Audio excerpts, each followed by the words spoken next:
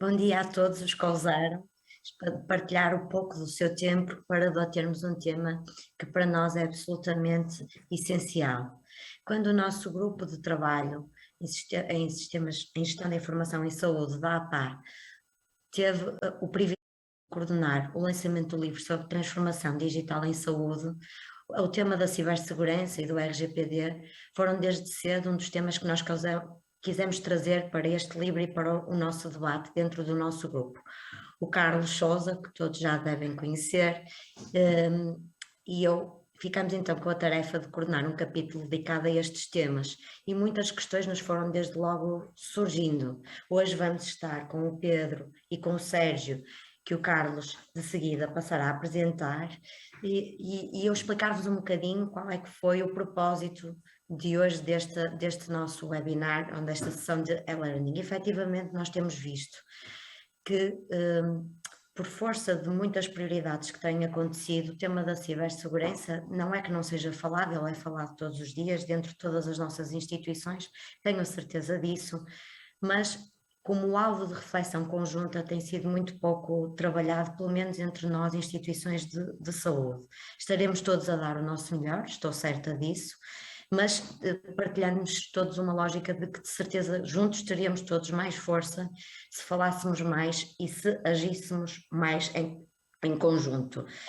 Quando efetivamente pensamos nesta sessão, foi um bocadinho no seguimento do livro que vos falei e, no fundo, alertaram aqui para algumas questões que nos preocupam nas instituições de saúde. Primeiro, a formação de quadros especializados ou a ausência de quadros especializados nestas áreas. Nós temos claramente, principalmente no serviço público, um problema de captação e de retenção de quadros especializados nestas áreas.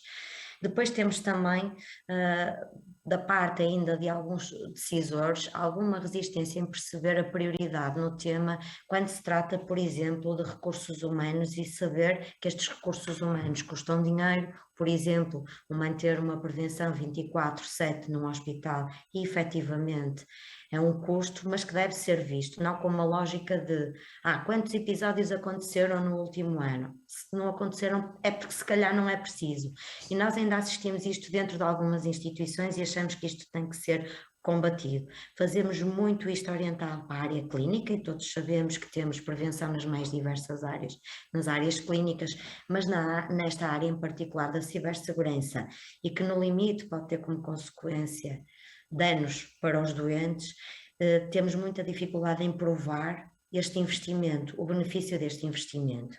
Imagine se me perguntarem qual é a consequência de uma paragem num sistema da prescrição, e eu, que não sou clínica, tenho muita dificuldade, ou o IT terá muita dificuldade em dizer qual é o dano que aquilo provoca para um doente que seja, quanto vale a vida humana. E, portanto, neste custo-benefício, nós temos muito a trabalhar ainda, que é como é que nós demonstramos que realmente a saúde, além de ter que estar ao par das outras áreas de negócio, está a lidar com um tema que nos é muito sensível, quanto é que vale a vida e o dano humano. Os próprios juízes têm muita dificuldade em atribuir valor quando são processos que lhes têm nas mãos. Mas imaginemos isto no dia a dia. Portanto, era um tema que eu gostava que o Pedro e o Sérgio nos ajudassem também a refletir.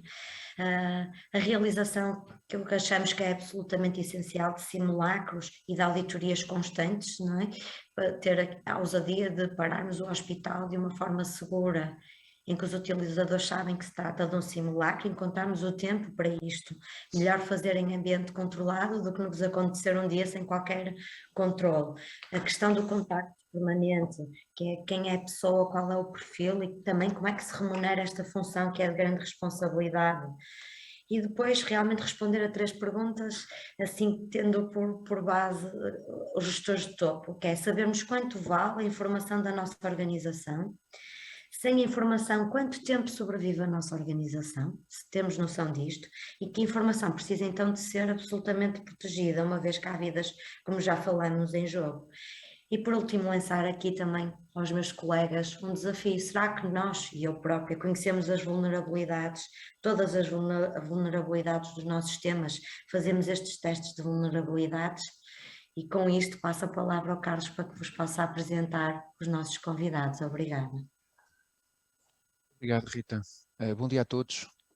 Sem mais, e nesta sessão o grupo de trabalho procurou quem pudesse de facto ir de encontro a este grande desafio que a Rita introduziu, e de facto o Sérgio Sá e o Pedro Monzelo foram as pessoas que nós identificamos e que aceitaram o convite para participar e partilhar a sua experiência. São duas pessoas com muita experiência na área da cibersegurança, em diferentes contextos, ou seja, em múltiplos setores, o que é de valorizar para este contexto e para esta realidade, e organizar uma sessão interativa, e por isso preparem os vossos telemóveis, porque vamos lançar-vos alguns desafios, o que será útil inclusive para tirarmos proveito desta sessão, interessando de facto a audiência que está presente neste webinar.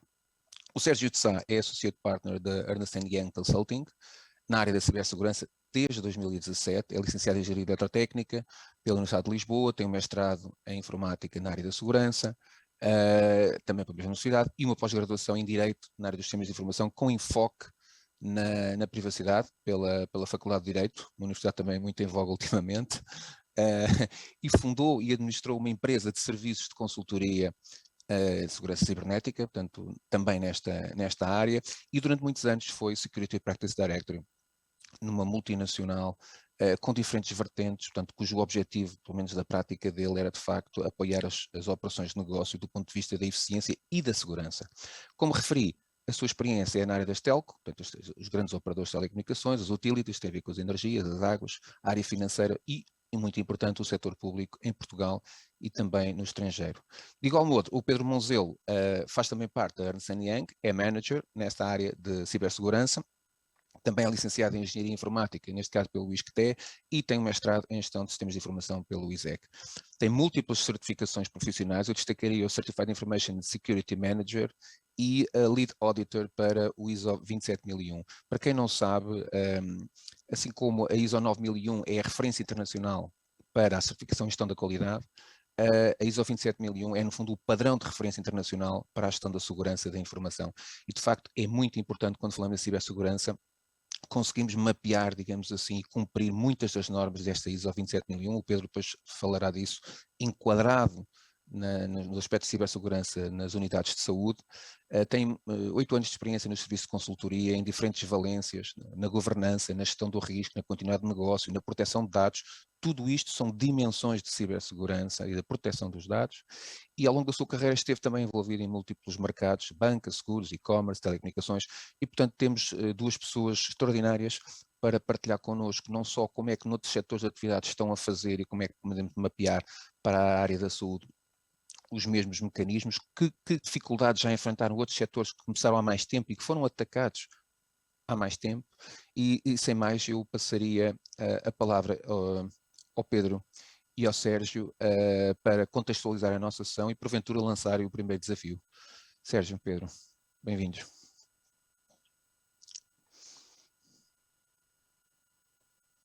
Estás em mute, Sérgio. Muito bem. Muito obrigado, Carlos. Obrigado, Rita. Muito bom dia a todos. Em primeiro lugar, gostava de agradecer o convite que a APAG nos endereçou para falar sobre este tema. É um tema que, neste momento, é um tema que, resultado do que tem vindo a acontecer nos últimos meses, é sensível para todos, não só para a área da saúde, mas para todas as organizações. Todas as organizações estão a ser afetadas com este tema de alguma forma, e portanto, nós vamos passar agora a falar de alguns dos pontos que nós entendemos que são relevantes na área da saúde. Pretendemos que a apresentação seja interativa e, portanto, caso tenham alguma questão, podem colocar e nós, função da pertinência da questão na altura ou no final da secção, no final da apresentação, iremos responder. Pedro, eu pedia que partilhasse a apresentação.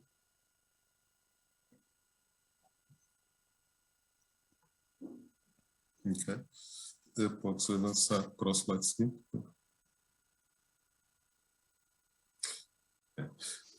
Nós, em termos de agenda para esta sessão, nós pretendemos falar de cibersegurança no contexto da saúde. Quais são os problemas, quais são as questões que se levantam em termos da cibersegurança na saúde e a relevância que elas têm no exercício da atividade diária. Depois, o que é que existe hoje enquanto enquadramento legal e regulamentar da cibersegurança? A cibersegurança, como outras necessidades que as organizações têm, começa a acontecer alguma coisa por força da parte legal e regulamentar. E é isso que nós iremos ver nesta secção. Por outro lado, a área da saúde, em particular os hospitais, dentro dos casos dos hospitais, são identificados como um operador essencial, de serviço essencial. O que é isto do operador de serviço essencial? Qual é o papel e qual é o papel de cada um de nós dentro da área da saúde para contribuir para uma prestação e responder às obrigações de um operador de serviço essencial? E, por fim, vamos falar um bocado de boas práticas de ciberresiliência. Estamos a falar de cibersegurança, estamos a falar de ciberresiliência. O que é isto?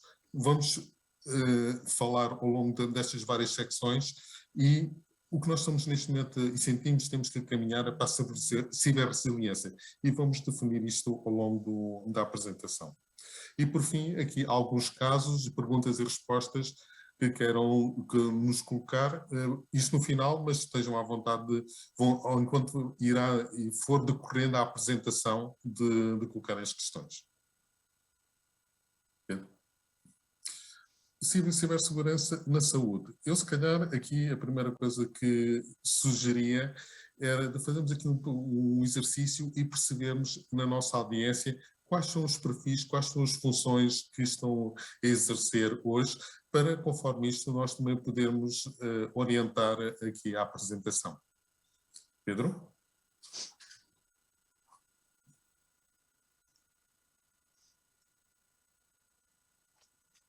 Sim, aqui se calhar o pedido é só às pessoas para acederem aqui a este site, o menti.com, e o site vai-vos pedir para introduzirem um código. O código que tem de introduzir é este, o 3755-5975, e depois apenas responderem a esta questão que o Sérgio acabou de apresentar, que é qual é a atividade que exercem neste momento, e eu vou aqui acompanhando as respostas e já projeto. Por enquanto vou deixar aqui um bocadinho o código para irem anotando, e já projeto aqui as respostas à medida que formos colecionando algumas respostas.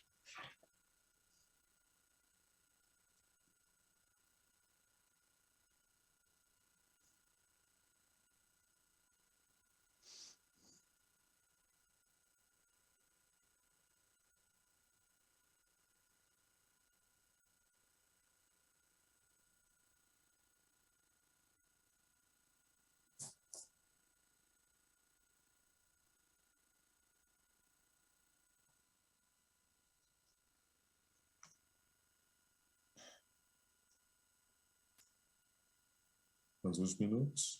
Já está a aparecer.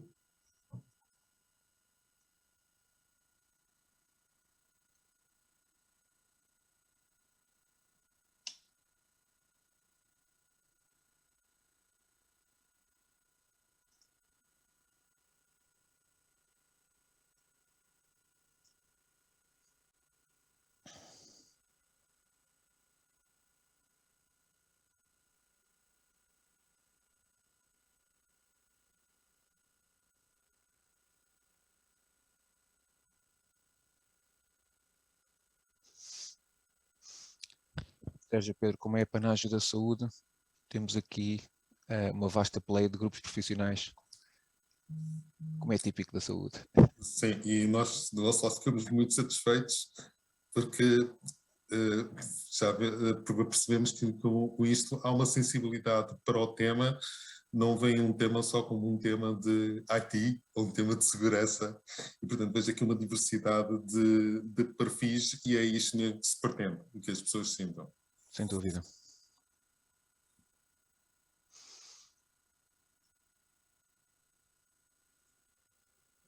Então podemos aqui concluir, como estava a dizer, temos aqui perfis muito variados. Acho que o que se está a destacar neste momento são os perfis de médico, apesar de termos aqui perfis distintos, desde técnicos superiores, diretores de IT, elementos de conselho administrativo. Portanto, temos aqui uma plateia muito multidisciplinar aqui a participar. Então, se calhar, acho que já temos aqui os outputs mais importantes desta fase. Eu se calhar volto aqui à apresentação e volto a devolver aqui a palavra ao Sérgio. Sim, Pedro, se calhar no final da secção projetamos o resultado final. De acordo. Só para terem uma noção da plataforma. Pedi então aqui a projeção do slide.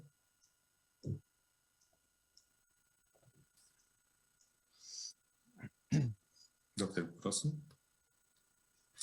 Então, a cibersegurança na saúde. Em termos de cibersegurança na saúde, este é um tema que está-se a tornar mais relevante, seja na área da saúde e seja nos outros mercados, fruto da cada vez maior utilização dos sistemas de informação, da utilização de IT, de utilização de OT, outros equipamentos que se encontram ligados à internet e que estão a fazer a passagem a transmissão de dados. E esta crescente dependente de um mundo mais digital traz novos riscos, e esses riscos muitas vezes não são percepcionados, mesmo por nós, especialistas de segurança. Cada vez que sai um serviço novo, uma tecnologia nova, nós temos que estudar quais são os riscos que estão associados a essa tecnologia. Estamos a falar de tecnologias que já são vulgares, mas que ainda não estão bem integradas no componente de segurança, como, por exemplo, a questão da cloud, a questão da utilização de tecnologias de comunicações, a questão agora da introdução do blockchain. Portanto, sempre a introdução de novos conceitos e mesmo outras tecnologias que já estão há muitos anos no mercado, se não forem acompanhadas das devidas medidas de segurança, nós temos aqui os riscos acrescidos. E, resultado agora da pandemia, também houve aqui uma aceleração muito para uma troca de informação online, para o trabalho remoto, e há 2 anos a maior parte das empresas, e estamos a falar aqui em Portugal, a maior parte das empresas não estava preparada para isto. E vejam o que é que num espaço de meses todo o mundo empresarial, a sociedade portuguesa, conseguiu fazer nessa área. Mas muitas vezes moveram primeiro as necessidades de serviço e depois é que foram ver as questões de segurança. Resultado disso, houve aqui um acréscimo, um desenrolar de incidentes de segurança bastante superior ao que é habitual. Com isto, o que é que nós temos que ver? Em termos de cibersegurança, segurança de informação, nós estamos a falar temos que avaliar o grau de exposição em termos de confidencialidade, integridade e disponibilidade. Confidencialidade, estamos a falar que dados é que devem ser protegidos contra ameaças de acesso não autorizado. Integridade é a possibilidade desses dados virem a ser manipulados. E a disponibilidade é a necessidade de termos esses dados disponíveis. Uns têm que ter uma disponibilidade com mais permanência do que outros. Introduzir aqui também só o tema de segurança de informação, depois falam em cibersegurança e agora fala-se em ciberresiliência. Segurança de informação, nós estamos a falar de proteção de informação, seja no meio digital, seja no meio físico. No meio físico, leia-se, por exemplo, no limite o papel. Quando nós estamos a falar de cibersegurança, estamos a falar de segurança na internet, no ciberespaço. Por uma questão de marketing, muitas vezes as pessoas, quando estão a falar de cibersegurança já se entende um bocado esta parte mais digital e a parte da segurança física. E temos a ciberresiliência, que é o novo estágio que nós estamos a caminhar, que é um estágio em que, de alguma forma, todas as empresas já têm alguma segurança implementada. E é uma segurança que consegue nos proteger a um conjunto de ativos e consegue nos proteger de uma série de condições. No entanto, o que nós estamos a assistir é que os incidentes, as técnicas de se infiltrar nas nossas pessoas já estão tão avançadas que nós temos que assumir que estamos comprometidos e temos de estar num estágio em que temos que imaginar, estamos comprometidos, a qualquer momento nós podemos ficar sem os nossos ativos, sem os nossos sistemas de informação. O que é que nós consideramos como mais importante e o que é que temos que repor num curto espaço de tempo? Portanto, são estes os principais conceitos de segurança de informação, cibersegurança e resiliência. Pedro. Em termos de questões de tendências da cibersegurança, aqui na primeira linha o que nós temos são alguns incidentes que têm acontecido a nível internacional na área da saúde. Na altura com o WannaCry teve um grande impacto no Serviço Nacional de Saúde de Inglaterra e custou-lhes mais de 100 milhões de dólares. Nós cá em Portugal também tivemos impacto com o WannaCry, inclusive na área da saúde. Iremos falar um bocado mais à frente. O setor da saúde nos Estados Unidos é um setor muito orientado à área privada e eles estão constantemente a ser sujeitos a ataques de ransomware, com 25 bilhões de dólares. Temos depois que nos hospitais, cerca de 60% dos hospitais na área da saúde nos Estados Unidos, muitas destas organizações reportam que um dos principais problemas que eles têm com o e-mail um dos problemas que têm é com o e-mail. O e-mail é uma principal fonte de propagação de incidentes. Por outro lado, de uma forma geral, isto não é um problema só da área da saúde. A área de saúde tem aqui um particular destaque pela prioridade que tem dado a este tema e ao tipo de dados que estão a tratar. No entanto, com outras entidades, o que dizem, como eu tinha falado atrás, é que o número de incidentes de segurança aumentou bastante com o tempo da pandemia. Isto tem a ver com a utilização mais intensiva das tecnologias de informação e não ter sido, na altura, devidamente acompanhado com medidas de controle de segurança. Também existe aqui outro tipo de incidentes, que nós chamamos de Advanced Persistent Threat, que são ataques de roubo ou extorsão de informação sem cifra de dados, que tem a ver de que nós estamos já comprometidos e há alguém que nos está a extrair informação e está possivelmente a vender essa informação lá fora sem nós sabermos. É uma das possibilidades. E no meio destes incidentes todos que vão acontecer, uma percentagem muito grande destes incidentes tem a ver com o fator humano, com o componente humano, a falta de sensibilização que as pessoas têm, a falta de conhecimento o simples ato de abrir um e-mail, de clicar no link, de poder disputar aqui o compromisso da informação, seja a nível de uma organização, seja a nível pessoal. Entende? Assim, o que é que nós temos em termos de ameaças da cibersegurança na saúde? E isto podemos extrapolar também para outras áreas. Temos uma componente que começa a surgir mais, que é os agentes estatais, entidades que estão associadas a nações que pretendem comprometer infraestruturas, serviços de outros Estados. Temos a componente de cibercriminosos, em que o motivo principal é o financeiro, é obterem ganhos com esta atividade. O cibercrime é mais rentável e é mais seguro para um cibercriminoso do que outras atividades. Neste momento há algumas limitações, ou a componente da análise forense é um bocado limitada para num curto espaço de tempo, conseguirmos apanhar os cibercriminosos, e quando isto parte de outros países que não têm acordos sobre o cibercrime, isto ainda se torna mais complicado. Temos depois os ativistas, que são pessoas que têm uma maneira de ver o seu mundo e que, com base nisso, depois reagem e podem causar indisponibilidade de serviço ou destruição de serviços. É algo que, face à situação internacional neste momento que está a acontecer, também está a acontecer com alguma frequência. E, por fim, não menos importante, as ameaças internas. Pessoas que, por desconhecimento, por intencionalidade, provocam o acesso, o roubo de informação, destruição de informação dentro da própria organização. E muitas organizações, quando construíram as suas arquiteturas de segurança, foi sempre para proteger mais do lado de fora do que do lado de dentro. E aqui convém repensar se essa arquitetura é mais adequada, e o nosso modelo é um modelo que nós temos de desconfiar todos e criar a segurança para resolver esse tema.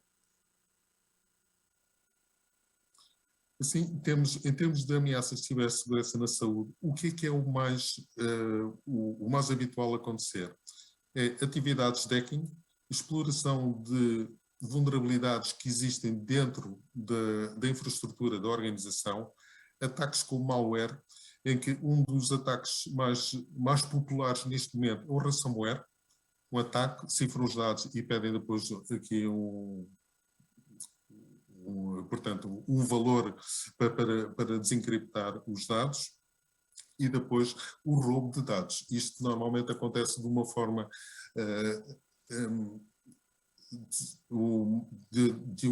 de uma forma em que a organização não sabe e vai acontecendo ao longo do tempo. O uso indevido muitas vezes acontece por definição de privilégios inadequados dentro da organização, questões ambientais, falhas de energia, interferência elétrica, etc.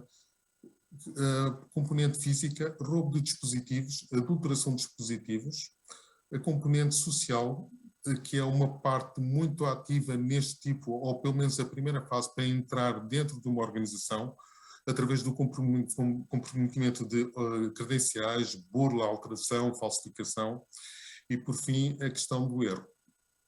Tem a ver com o processo estar mal montado, ou então há aqui alguma configuração incorreta nos sistemas de informação. Quais são os riscos que temos? Temos aqui, em primeiro lugar, no que toca a segurança de informação, cibersegurança, o risco em termos dos ativos ficarem comprometidos e haver indisponibilidade do serviço. Na área da saúde, nós temos aqui uma situação acrescida que é, isto no limite poderá pôr em causa os pacientes ou as pessoas que estão a trabalhar neste ambiente. A violação de dados, isto aqui traz o tema da privacidade, a perda de confiança, a questão de reputação, e principalmente estamos a falar de serviços críticos, serviços essenciais, é muito importante. E a interrupção da atividade. Como foi levantado pela Rita no início, quanto tempo é que um organismo dentro da saúde, um hospital, pode sobreviver sem o seu sistema de informação, sem os seus equipamentos OT? E que serviços são mais críticos do que outros? É isto que importa ver. E, por fim, as perdas financeiras geradas pela combinação dos vários fatores acima apresentados. Pedro, passava-te aqui um bocado a palavra para dares um bocado o que é a experiência que nós temos sentido relativamente aos incidentes. Obrigado, Sérgio. E bom dia a todos, que ainda não tinha tido a oportunidade de dar os bons dias a todos os participantes. Aqui o que eu trago, e depois mais à frente depois também vamos entrar um bocadinho num nível maior de detalhe, é aquilo que tem sido um bocado a tendência que temos visto em termos de ciberataques e de ciberincidentes. Pronto, isto aqui são dados tirados do CERT-PT, que é uma entidade regulada pelo Centro Nacional de Cibersegurança, que tem aqui identificados o número total de incidentes registados em Portugal. E aqui quando dizemos registados, é sempre muito de volta de incidentes que foram identificados e que foram reportados. Óbvio que nós sabemos que estes números muitas vezes existem muitos incidentes que não são identificados e como tal nem sequer é possível fazer este reporte para entrar aqui na estatística. E aqui em Portugal, apesar de agora estar-se a trabalhar mais neste sentido, ainda não existe muito, e é algo que se está a tentar fazer crescer, que é um espírito de cooperação, de partilha de informação. Portanto, é possível, nós apesar de vermos aqui estes números, o mais provável é que estes números não sejam 100% realistas, estejam muito abaixo daquilo que é a realidade, porque ainda também é algo que estamos a trabalhar, que é haver aqui alguma cooperação de partilha de informação, precisamente para haver algum apoio entre as diferentes organizações para aqui troca de informação, de tendências e de vetores de ataque e até mesmo para apoiar na recuperação de incidentes. Mas aqui o que vemos desde 2015 é aqui um claro crescimento em termos de incidentes reportados ao CERT-PT. Aqui o nosso número 1, como o Sérgio estava também a mencionar há pouco, é a vertente do phishing. Quando falamos em phishing, no fundo estamos a falar em ataques de engenharia social, onde se está a fazer a defraudar a pessoa, a enganar-se a pessoa para submeter informação confidencial, as suas credenciais, as suas passwords de forma não autorizada. Portanto, aqui uma mensagem também interessante de se tirar é que cada vez mais nós vemos muito a segurança como um tema informático, como no início estava a falar, mas a verdade é que não é, é um tema também muito humano. Nós como humanos, o próprio Sérgio estava a dizer no início, uma das missões da segurança é proteger a confidencialidade, a integridade e a disponibilidade da informação. E apesar de estarmos num mundo cada vez mais digital, onde toda esta informação é processada através de sistemas de informação, nós próprios como pessoas somos fontes de processamento e armazenamento de informação. Portanto, os próprios atacantes também reconhecem-nos a nós, pessoas, como alvos a serem atacados, porque nós também, tal como qualquer outro sistema, nós também temos as nossas vulnerabilidades. Nós temos vulnerabilidades humanas, desde fatores que são muito utilizados aqui nas campanhas de engenharia social e de phishing, que é por aqui fatores de medo, fatores de levar-nos aqui a algum desleixo, algum espírito de cooperação, e nós queremos ajudar aqui em algo e podemos estar aqui a cometer uma ação errada. Portanto, nós próprios somos sistemas de armazenamento e processamento de informação, nós próprios temos as nossas vulnerabilidades e cada vez mais os atacantes têm reconhecido estas vulnerabilidades como algo mais fácil de explorar do que propriamente até um sistema. Pedro, posso... Força. Só para puxar também o tema e ir ligando para o particular da saúde, eu penso que é fácil verificar que nos hospitais é a realidade, este top 3 então é direitinho. Ou seja, os ataques de phishing é aquilo que temos assistido como muito, muito recorrente, as infecções por malware também indexadas ao próprio phishing e o compromisso de conta. E se formos ver estas primeiras tipos de incidentes, dependem de cada um de nós, não é? Ou seja, só os outros é que dependem de termos tecnologia, termos proteção, termos meios técnicos, mas eu digo que os primeiros está tudo muito dependente do nível de literacia de qualquer colaborador de uma organização, certo? Exatamente, é isso mesmo. É isso mesmo, e cada um de nós tem um papel muito importante. Nós depois mais à frente também vamos apresentar algumas notícias de incidentes que ocorreram aqui no setor da saúde, alguns deles muito recentes e que todos nós temos presente, e a verdade é precisamente esta. Isto aqui, a maioria destes ataques foram direcionados à vertente humana, foram direcionados às pessoas e lá está. Nós, por falta de instrução, por falta de conhecimento ou por algum sentido até de sermos enganados, acabamos por levar aqui de forma não intencional estes incidentes se materializem e ocorram. Portanto, nós ao final do dia acabamos por ter um papel muito importante também aqui em termos de cibersegurança. Há gráficos muito interessantes que demonstram também a evolução. Isto aqui é o ranking, o top que temos neste momento, mas isto não são dados estanques. Isto aqui são dados que vão evoluindo ao longo do tempo, consoante também padrões e tendências. Há um gráfico que acho muito interessante, não trouxemos aqui, mas acho que é sempre muito interessante também de ver, que é a evolução, por exemplo, que houve de sites que o objetivo era a propagação de malware versus o número de sites de phishing. E aquilo que se nota é, mais nos primórdios da internet, o grande foco era sites com o objetivo de distribuição de malware, e o que vemos é uma tendência que é este número de sites cada vez mais a diminuir, mas a subir, por outro lado, os sites de engenharia social e os sites de phishing. Portanto, cada vez mais está a ser reconhecido a exploração da vertente humana como algo crítico e como algo também que os atacantes podem explorar cada vez mais. Nós, por exemplo, posso partilhar aqui também em termos da nossa experiência, um dos exercícios que fazemos muito com os nossos clientes é também campanhas de engenharia social. Nós fazemos campanhas, nós testamos os nossos clientes para ver se as pessoas estão sensibilizadas ou não para como reagir aqui a situações de campanhas de phishing, por exemplo, e nós vemos que esta instrução, esta sensibilização é realmente algo muito importante. Nós já tivemos, e até vou dar exemplo de um cliente com quem trabalhei, do setor financeiro, estamos a falar de banca, onde também é uma área muito sensível e há muito investimento nesta vertente de segurança, tecnologia, por aí, mas eu posso dizer que nós já tivemos casos com clientes nossos onde fizemos uma primeira campanha de phishing muito, muito fraquinha, em termos de qualidade, era muito fraquinha, precisamente para testarmos as pessoas, tinha muitos erros de fáceis de detectar, e chegamos a ter uma taxa de sucesso na casa dos 50%, ou seja, 50% das pessoas caíram nesta campanha de phishing e teriam, se fosse uma campanha real, teriam submetido as suas credenciais de acesso aos sistemas do próprio banco. Portanto, isto aqui, neste caso, 50% ao ser às vezes ao final do dia vai dar um bocado ao mesmo, porque basta haver o compromisso de uma conta com mais privilégios e com acesso a informação mais sensível para apresentar um risco grande para a instituição, mas um padrão que depois também identificamos é nós quando fazemos estes exercícios, temos sempre algum espaço depois, posteriormente, para darmos formação e sensibilizarmos as pessoas, e aquilo que tipicamente vemos é uma redução deste número de taxa de sucesso, e também é algo que nós vamos trazer aqui um bocadinho no final desta sessão, sensibilizarmos um bocadinho para alguns temas, mas a verdade é que as pessoas estarem informadas, estarem sensibilizadas para estes temas é algo muito importante para contribuir para a redução desta tendência que vemos aqui de aumento do número de incidentes. Portanto, cada um de nós individualmente acaba por ter aqui algum peso e medida nestes números.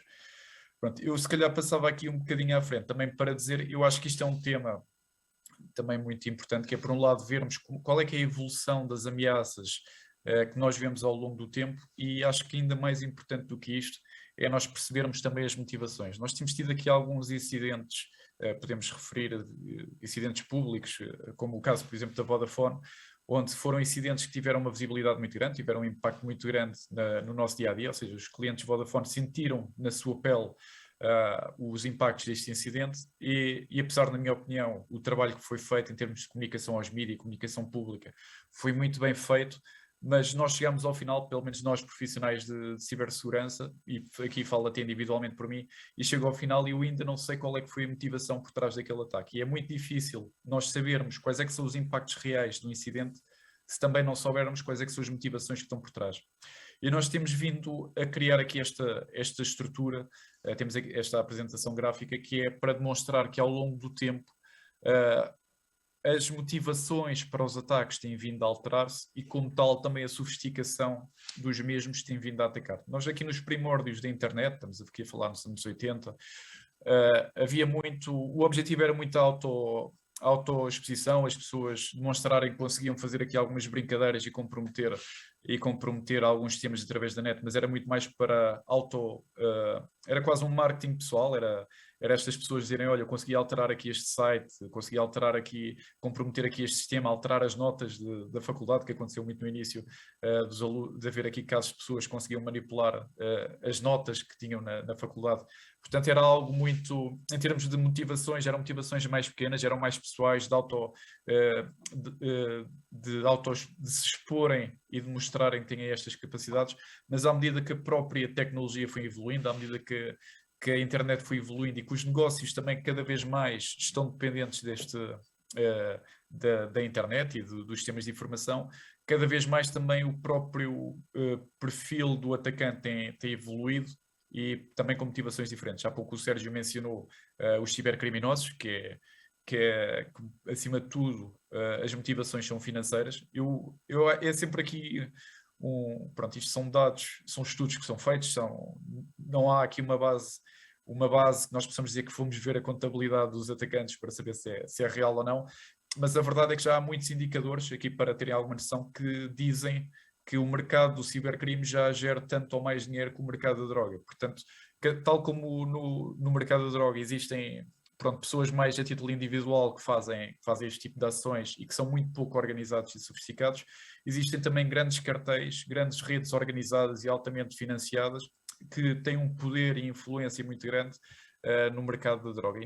E aqui no cibercrime é exatamente igual. Existem entidades extremamente organizadas, entidades financiadas, até algumas delas pelos próprios Estados, e nós agora em contexto de guerra é algo que estamos a ver cada vez mais, e como tal, havendo mais recursos e mais financiamento, o risco acaba sempre por ser maior. Portanto, nós aqui se calhar até olhando para o último pilar, que é aquele onde estamos aqui mais recentemente, que é onde as ameaças mais inerentes são aqui as chamadas Advanced Persistent Threats, que é muito de volta, como o Sérgio também já mencionou, de estar de forma contínua e discreta a recolher informação que pode ser usada desde para meios de engenharia, de espionagem industrial, como também para defraudar clientes e para causar aqui situações de fraude. Eu posso partilhar um caso de um outro cliente também com quem já trabalhei de banca, que era um cliente que tinha constantemente, na altura era o cliente, era o banco que tinha mais situações de incidentes de phishing, ou seja, havia muitas campanhas de engenharia social em nome deste banco, e veio-se mais tarde a descobrir que era algumas máquinas que estavam infectadas e de forma muito discreta estavam constantemente a extrair informação deste banco para os criminosos que usavam isto depois para realizar sites para defraudar os clientes do banco. Portanto, isto aqui era uma situação que este meu cliente andava a dar um bocado em maluco, que era sempre que eles criavam uma página nova de home banking para garantir que, de certa forma, ganhavam tempo contra os atacantes, no dia a seguir já havia uma página igual que era uma página fraudulenta, que o objetivo era enganar e roubar os clientes deste banco. Portanto, isto é uma das ameaças aqui relacionada com os APTs, com os Advanced Persistent Threats. Por outro lado, temos os patrocinados pelo Estado, e neste momento, em contexto de guerra, nós acho que todos vimos nas notícias, na Ucrânia, maternidades que foram bombardeadas, precisamente aqui num contexto de guerra, mas a verdade é que também está muito presente o conceito de ciberguerra, que é exatamente o mesmo, só que sem impacto físico. Ou seja, cada vez mais conseguimos direcionar estes ataques de forma não fisicamente visível, mas que ao final do dia tem o mesmo objetivo, que é comprometer aqui serviços básicos. Nós tivemos o caso da Vodafone, não vou dizer que esteja relacionado com o tema da guerra, mas tal como aconteceu na maternidade na Ucrânia, ter havido bombardeamentos para comprometer aqui a maternidade, também cada vez mais pode ser um risco haver ataques direcionados ao setor da saúde, precisamente para comprometer as capacidades destas unidades hospitalares e destes serviços de saúde de entregarem os seus serviços. Força, Carlos. Uma pergunta que é um clássico na nossa área é, mas como é que é possível atacarem hospitais? Era um clássico aqui há uns anos. Nós achávamos que, Portugal é um país pequenino, portanto, havemos de ser o último a ser atacado. Era um clássico da nossa mentalidade há uns anos atrás. Pensávamos que, pronto, estes ataques vai ser aos grandes, porque questões financeiras, etc. Depois percebemos que é transversal.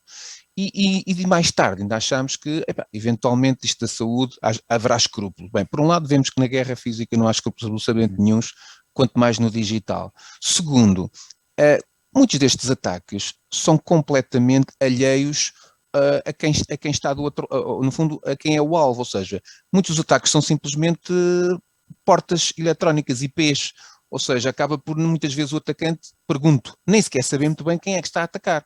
Eventualmente só depois de se descobrir a vulnerabilidade talvez tente perceber quem é. Certo. Isto mais uma vez vai depender muito aqui do perfil do atacante e da própria motivação. É assim, há casos que são, tal como eu mencionei há pouco, há redes extremamente organizadas e que estão dedicadas e altamente direcionadas a certo tipo de alvos e que estão a tentar explorar constantemente como é que poderão entrar lá está, com base nas suas motivações, seja elas financeiras, as que sejam. Por outro lado, é assim, como foi mencionado aqui no início da sessão, nós aqui no setor da saúde, e se calhar às vezes para o bem e para o mal, para mim vejo por um lado é muito bom, mas por outro lado acaba por não ser tão bom, a saúde não é vista como um negócio, não é ao contrário dos Estados Unidos, que a saúde é um negócio, em Portugal felizmente a saúde não é um negócio. Ao não ser um negócio, quando eu digo negócio, pronto, a missão aqui dos hospitais e do setor da saúde é precisamente dar saúde às pessoas, é garantir a vida humana, a proteção da vida humana. Portanto, o foco não é tanto o gerar receita, o gerar dinheiro. Portanto, acabamos muitas vezes, este é o contra, é ter recursos limitados, recursos financeiros limitados, que é para garantir que conseguimos realmente comatar vulnerabilidades que temos. Eu posso dizer aqui a título pessoal, eu tenho familiares próximos que são profissionais de saúde, eu também por vezes tenho de ir aqui, tenho dermatite atópica, já que estou aqui no meio de profissionais de saúde, portanto, frequentemente também tenho de ir aqui a algumas consultas, e é verdade que eu vejo, e aqui comparando se calhar até mais o público e o privado, como falámos há pouco, no setor público é normal vermos computadores, por um lado, onde há muito pouco cuidado da forma como se protege os computadores, mas por outro lado, sistemas operativos já não têm suporte, portanto estão extremamente vulneráveis. Com isto eu quero dizer o quê? Se houver alguém, mesmo que não esteja tão direcionado para um ataque específico, mas quer só encontrar uma vulnerabilidade e explorar para tirar algum proveito, se no setor da saúde tivermos sistemas que já estão vulneráveis e já são publicamente conhecidos, são vulneráveis, fica muito fácil aqui um ataque. E como nós falámos há pouco, assim, uma das grandes motivações, principalmente aqui dos cibercriminosos, é a vertente financeira, e os ataques que temos visto no setor da saúde têm sido muito à volta do ransomware, ou seja, ataques que cifram os dados e pedem depois em troca um resgate. E nós sabemos aqui no setor da saúde que se não temos dados, o maior risco é a vida das pessoas, podemos estar a pôr em causa a vida das pessoas. Portanto, muitas vezes o que é que se opta? Olha, vamos pagar o resgate porque ao menos assim estamos a salvaguardar a vida das pessoas. Portanto, acaba por ser um quick win. Para um atacante olha, tenho aqui uma porta aberta, vou explorá-la e eu sei que vou ter retorno porque ao final do dia Deixa-me só fazer uma ressalva que eu acho que é importante.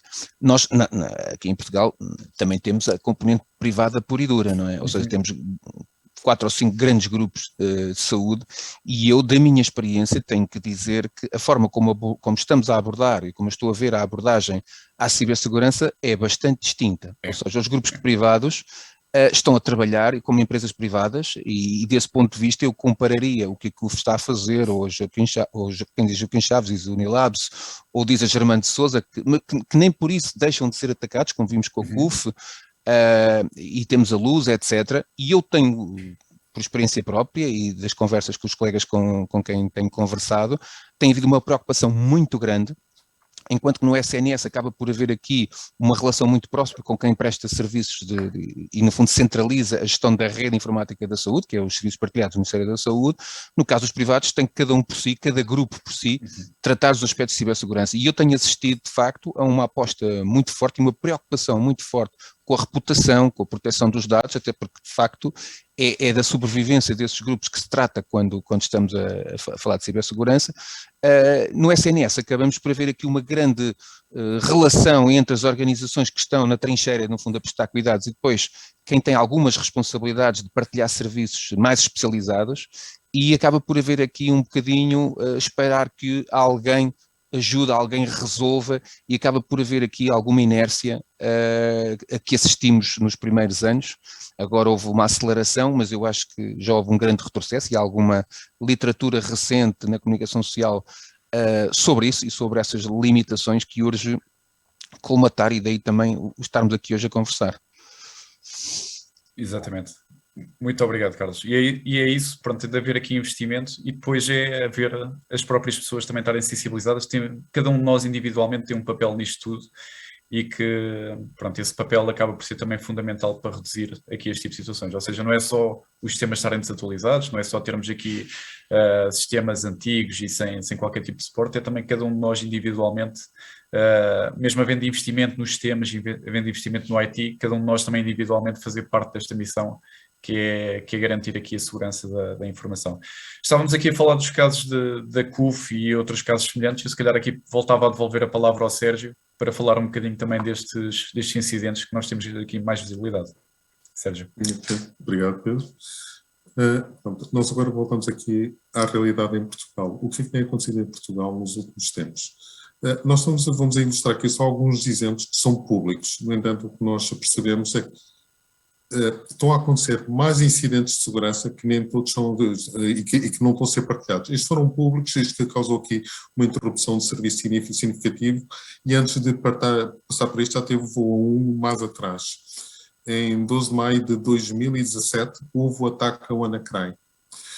Quando foi o ataque do WannaCry, a primeira recomendação que começou a circular entre os responsáveis de IT e os responsáveis de segurança é: desliguem os sistemas até descobrirmos o que é que se está a passar. Mesmo na área da saúde, alguns fizeram isso. Pelo menos os sistemas não críticos foram desligados e alguns já... portanto, até esperaram rapidamente, porque estavam a ver várias organizações grandes, com uma maturidade elevada de segurança, de repente a ficarem sem serviços. E é um exemplo de ciberresiliência, ou seja, se nós recebemos uma instrução destas, o que é que nós podemos parar, o que é que temos que fazer? E aquele foi um primeiro exercício que nos aconteceu em 2017. Depois do que é público, alguns dos exemplos públicos, foi o ataque que aconteceu aos hospitais da CUF. Foi um ataque de ransomware que provocou a indisponibilidade dos serviços. Ao fim de algum tempo, digo semanas, eles conseguiram repor os serviços. Mas a parte back-office levou muito mais tempo para ser reposta. CNPD aplicou uma multa ao Centro Hospitalar de Barreiro Montijo, como foi a primeira multa de um valor tão elevado, ainda para mais na área da saúde. Foi sobre uma situação da utilização incorreta dos dados, dos dados pessoais, a forma como estavam a ser usados os sistemas de informação. Mas o que nós nos apercebemos, e estamos a falar aqui na área da saúde, o que aconteceu ali naquele hospital é uma prática corrente na área da saúde. E nem digo que é uma prática corrente na área da saúde só. Noutros organismos isto acontece. Agora, aqui o que vem ao de cima é, na área da saúde, pelos dados que nós temos acesso, pela forma, a informação que estamos a trabalhar, aqui isto é muito mais sensível. E, portanto, Sérgio, eu peço desculpa, se puder interromper, porque tocaste aí num episódio que me foi muito querido, que eu senti na pele, WannaCry 2017, e nunca mais me esqueço que era um domingo à noite. Eu trabalhava na altura noutro hospital, era absolutamente essencial que às 8 da manhã, de uma segunda-feira, com o hospital repleto de doentes, que ainda por cima é por defeito o dia em que nós tínhamos mais atividade no hospital, que tivéssemos realmente o menor dano. E lembro-me perfeitamente à distância, porque assim teve que ser, nós temos tido a capacidade de mover uma equipa de administrativos, porque a equipa da IT sozinha não tinha essa capacidade, porque era um número reduzido, de irem gabinete a gabinete, ligar os computadores, fazer as ações que a informática nos ia dizendo. E quando dizes que isto foi um primeiro ensaio, e realmente as instituições, eu só posso falar daquela que eu na altura conhecia, mas saber que a mensagem que eu quero passar é a preocupação que já existia dentro daquela instituição e a cultura, para num domingo à noite ficarem até de manhã uma equipa de bastantes administrativos, e nós sabemos que eles recebem praticamente o ordenado mínimo, na altura trabalhavam no meu serviço, no serviço estão doentes, que foram ajudar a informática porque tinham bem noção do dano que poderia ser causado às 8 da manhã se os sistemas não estivessem operacionais. E teres isto genuinamente das pessoas mostra muito da preocupação e do nível ou da maturidade que uma cultura pode fazer para a diferença. Se calhar a maior parte das pessoas que não tivessem sensíveis, vou lá eu agora num domingo à noite, estar a noite toda num hospital, com uma coisa que se calhar eu nem sei bem o que é. Não, quando foi um call for action, eles sabiam que aquilo era absolutamente crucial para a continuidade do negócio às 8 da manhã de um hospital. E este sentido de responsabilidade não se paga, não é? E eu queria só apenas partilhar isso, estávamos em 2017 e a cultura que já nessa instituição havia e as pessoas genuinamente foram lá dar a sua noite de domingo para evitar que na segunda-feira às 8 da manhã houvesse dano e efetivamente, e graças a Deus não houve. Não houve porque estas pessoas, não só a equipa da IT, estiveram lá por nós. Isto é muito importante e vem da capacidade das lideranças. E daí eu dizer que é muito importante vir de cima, portanto, é dizer, vamos lá, não interessa o que vamos, mas vamos, sabemos que é importante e precisam de nós agora. E desculpa, Sérgio, mas eu não queria deixar de fazer este reconhecimento a essa equipa que se moveu e que ajudou. Fez muito bem e eu gostava de complementar a informação e o exemplo é excelente. Como é que nós nos estamos a mover hoje em termos de organizações para combater este tipo de temas? Rita, como referiste, e em 2017 foi uma mobilização das equipas de IT, das equipas de redes, de equipas de segurança a trabalhar. Nós próprios na EY montamos uma equipa a nível mundial para estar a analisar este comportamento do WannaCry. Tínhamos todos os dias a receber informação e a partilhar aos clientes do que eram as recomendações à medida que estava a ser analisado. Isto levou-nos dias, semanas a perceber o comportamento. Sérgio, só complementar e desculpa, porque também não era justo não dizer, e com isso aprendemos, como tu dizes, foi um ensaio na vida real.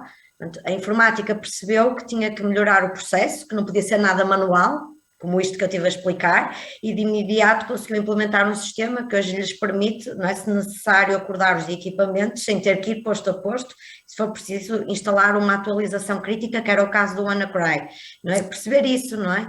Que realmente tem que haver depois a reação a seguir para não se voltar a cair no mesmo erro, desculpa. De acordo.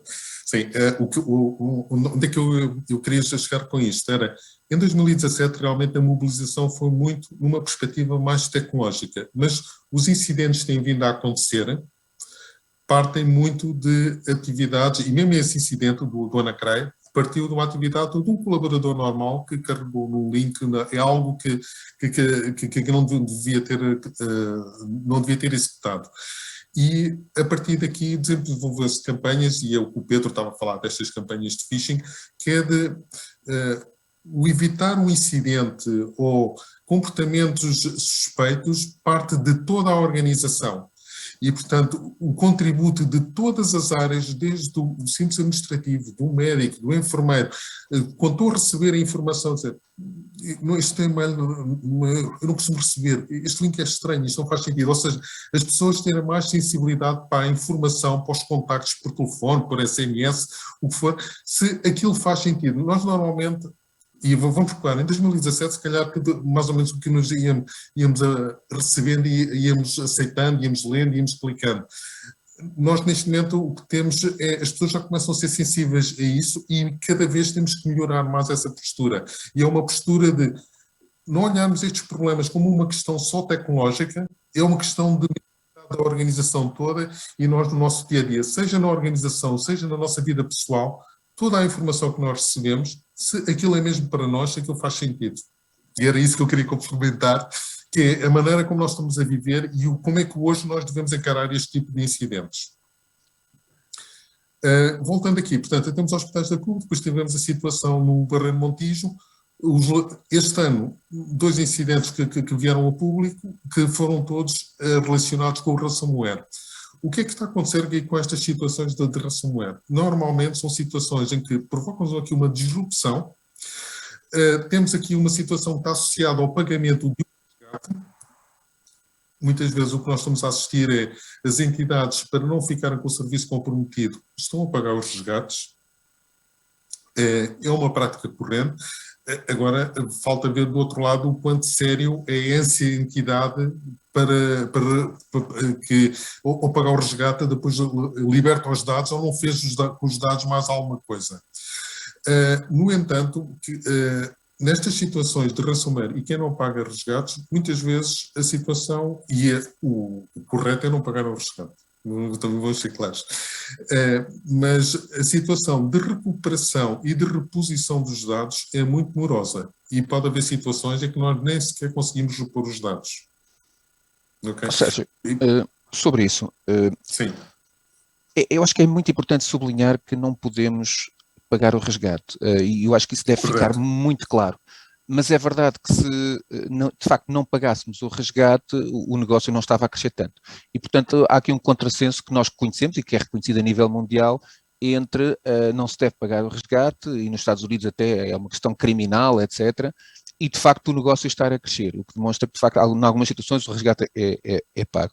No caso particular da multa que foi aplicada ao Barreiro Montijo, não tanto por questões de cibersegurança, mas por questões do Regulamento Geral de Proteção de Dados, e eu espero que alguém da tutela esteja nesta sessão, porque de facto é importante estarmos a discutir isto, até contrariando a notícia que saiu ontem do Sr. Secretário de Estado, que dizia que não devíamos falar destas coisas porque pode representar um risco. Eu não sei se vocês depois querem comentar, não as palavras, mas o facto de devemos ou não devemos falar e ter grupos de cooperação e discutir as medidas, a literacia e tudo o que tem a ver com a cibersegurança, e se isso representa ou não um risco por estarmos a falar de eventualmente ter algum tipo de vulnerabilidades nas nossas organizações ou em algum setor, mas o facto do caso particular da administração pública ter tido, vamos dizer assim, um defeso de 3 anos para se adaptar ao Regulamento Geral de Proteção de Dados. E se isso representa ou não uma limitação e uma desvantagem face à preparação que as organizações têm que ter para responder a estes desafios. Agora temos um novo Regulamento Jurídico de Segurança no Ciberespaço, que vocês vão falar mais adiante, e eu pergunto se eventualmente surgir alguma lei, para o caso da administração pública, também dê um período de adaptação de 2 ou 3 anos, se isso não será uma situação e uma vulnerabilidade de facto muito grave e que pode impedir as organizações de estarem no ponto certo, no momento certo. Ou seja, porque esta história de termos anos para nos adaptarmos, se for uma questão legal é um aspecto, mas se representar uma vulnerabilidade, uma limitação à capacidade da organização se defender, e é disso que estamos a falar, até porque esta multa, no caso da CMPD, até foi perdoada, acabou por ser perdoada, e isso eventualmente pode constituir, ao contrário de outros setores de atividade, pode constituir uma mensagem para quem está no terreno de isto afinal não é prioritário, isto afinal não é urgente, isto afinal não é grave, e portanto podemos deixar as prioridades de cibersegurança, as prioridades do Regulamento Geral de Proteção de Dados, e que está tudo muito interligado, estamos a falar da privacidade dos dados, para segundas núpcias e portanto para o fim da agenda. Certo. Carlos, eu aqui o que eu vejo é RGPD foi o primeiro regulamento relacionado com segurança, leia-se privacidade, que apareceu em que implicava uma revisão profunda de processos dentro de uma organização. E depois, revisão de processos implica revisão depois de arquiteturas e depois de tecnologias de controle para perceber o que é que se está a passar. E sendo o impacto que isto ia ter nas organizações, optou-se para ver esta transição e temos que ver 2017, embora já estávamos a mover para uma cultura de segurança, a segurança mesmo ainda hoje é o que é. E portanto deram esse intervalo de tempo. No entanto, os ataques que havia em 2017, 2016, o que está a haver agora, está a haver aqui um crescimento exponencial. E não é só um RGPD que está a surgir, é em cada mercado, em cada indústria, vão surgir múltiplos regulamentos múltiplos requisitos de auditoria, em que a auditoria da cibersegurança começa a ser um tema obrigatório e que tem que cumprir um conjunto de requisitos. Portanto, o que é que está a acontecer é, nas várias indústrias nós vamos ter vários regulamentos, várias normas que têm que ser respeitadas e todas vão começar a incluir a cibersegurança, e o que nós vamos entender, o que vai começar a haver é períodos cada vez mais curtos para a implementação dessa lei. A Lei 65 é um exemplo disso. A Lei 65 entrou em vigor, se não me engano, em agosto, setembro. A lei já tem obrigações para serem cumpridas desde dezembro, que nós iremos falar mais à frente, e não há propriamente, não houve nenhuma indicação de que as pessoas deixam de poder, só têm que entregar no próximo ano. As organizações são obrigadas a entregar assim que for possível e podem ser sujeitas às coimas por incumprimento. E este é um regulamento específico, é o primeiro regulamento também que, por exemplo, nós vamos falar à frente, é o primeiro regulamento que tem a obrigar a tudo o que são serviços considerados críticos e essenciais que têm que reportar os incidentes de segurança. Nós até agora não tínhamos isso. Nós tínhamos a reportar os incidentes de privacidade. Agora estão a aparecer os incidentes de segurança. Há bocado, quando o Pedro apresentou até 2019, lá isso, que aquilo depois 20, 21, 22, os incidentes subiram exponencialmente e nós, oportunamente, iremos partilhar esses valores. Mas aquilo são um conjunto limitado de organizações que estão a partilhar aquela informação. O CNCS, dentro do próximo ano, dos próximos 2 anos, vai ter muito mais informação do comportamento do tecido português. E, portanto, aqui o objetivo é, cada vez mais em todos os mercados, o mercado da saúde, vai haver mais exigência para o cumprimento. A área da saúde tem outro aspecto muito importante, reputação. Se, mesmo na área pública, estamos a adiar o tema, mas quando vemos estas situações a acontecer em hospitais públicos, acho que os próprios decisores vão pensar 2 vezes na importância que tem em termos indisponibilidade de um serviço e não temos calculado nenhumas medidas, no mínimo, para assegurar aquele conjunto mínimo de serviços.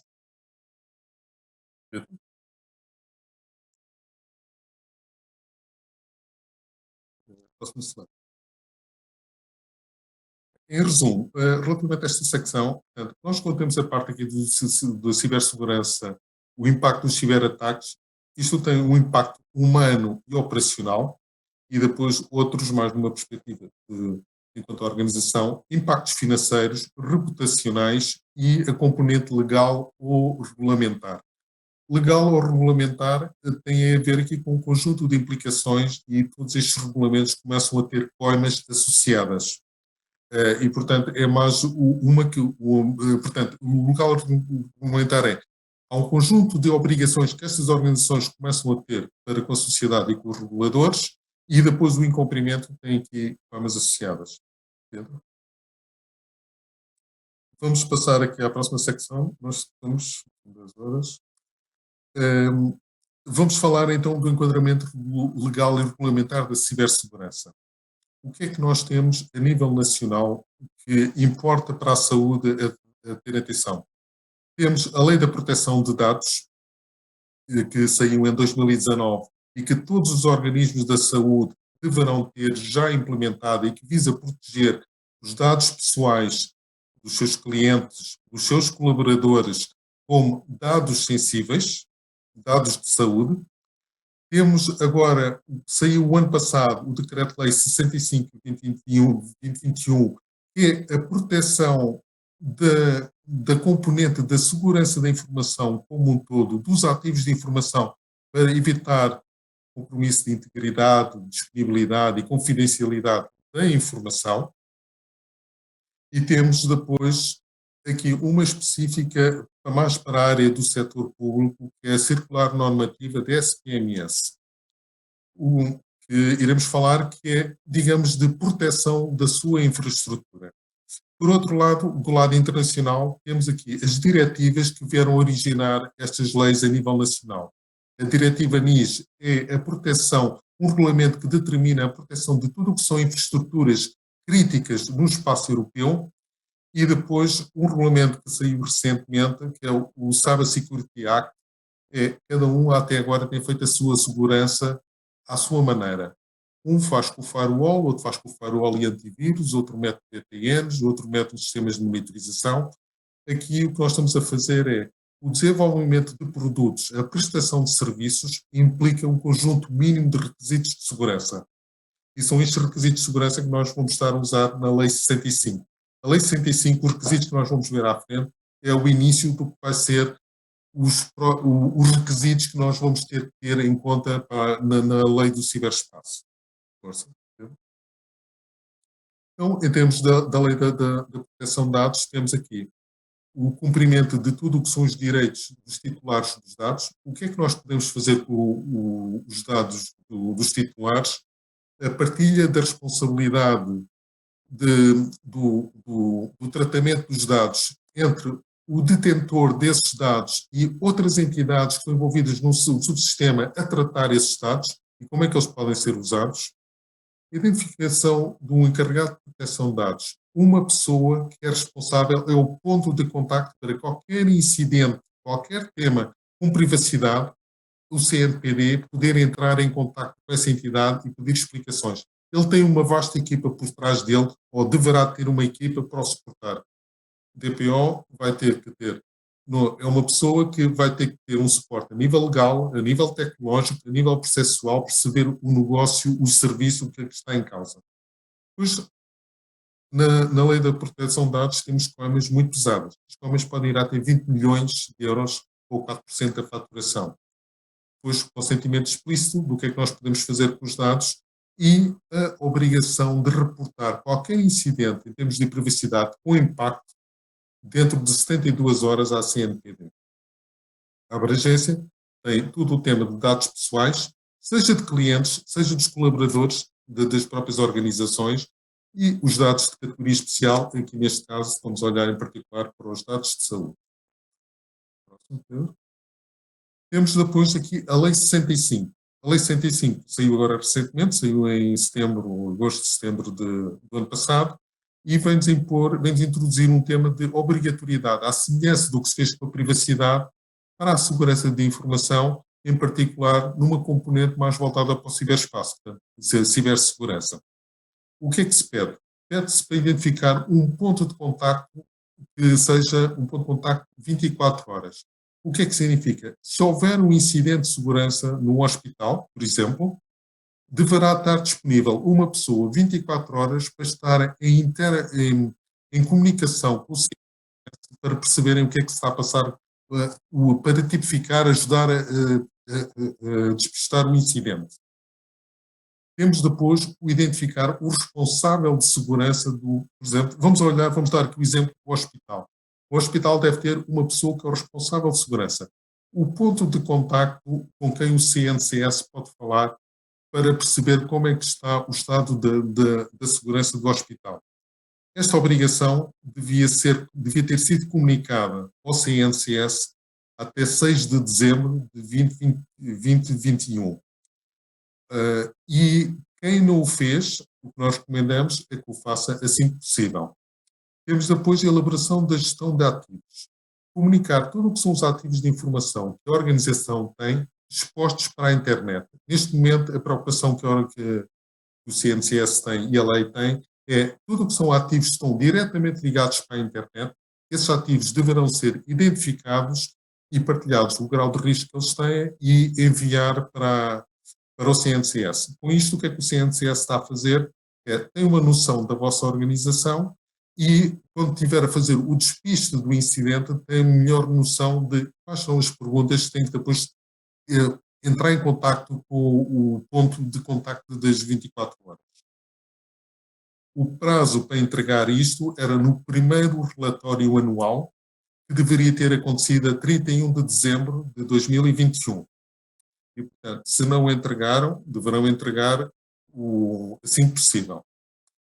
Temos depois a realização de análises de risco regulares. Portanto, a organização deverá ter uma prática regular de avaliar quais são os riscos que estão associados à prestação do seu serviço.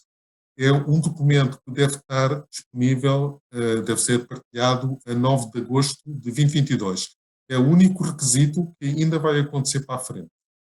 Plano de segurança. Elaborar e manter um plano de segurança. O que é que são, face aos riscos que foram identificados na cibersegurança, qual é o plano de ação que tem para este ano ou nos próximos 2 anos? E devem ter esse plano disponível. Não vão partilhar isso com o Centro Nacional de Cibersegurança, mas se amanhã houver um incidente e se eles tiverem dúvidas como é que a segurança está implementada, eles vão solicitar este plano de segurança para ver se o plano de segurança está bem construído. Métricas e reporting.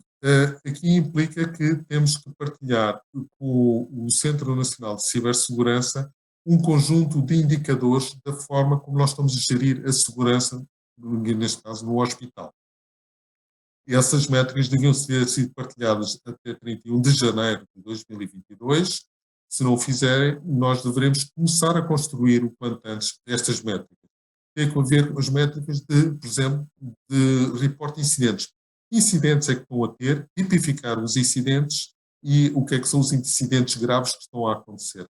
Até agora, as organizações não têm a obrigação de comunicar ao CNCS e o CNCS estava um bocado cego do que eram os incidentes. Aqueles que o Pedro há bocado reportou e eram relativamente baixos, é um conjunto de entidades que estão ligadas à Rede Nacional de CICERT e estão a partilhar esta informação numa perspectiva de melhoria contínua. Agora vai haver esta obrigatoriedade e com isto o que nós vamos ter uma rede alargada de partilha de informação e uma resposta mais rápida para comatar essas situações.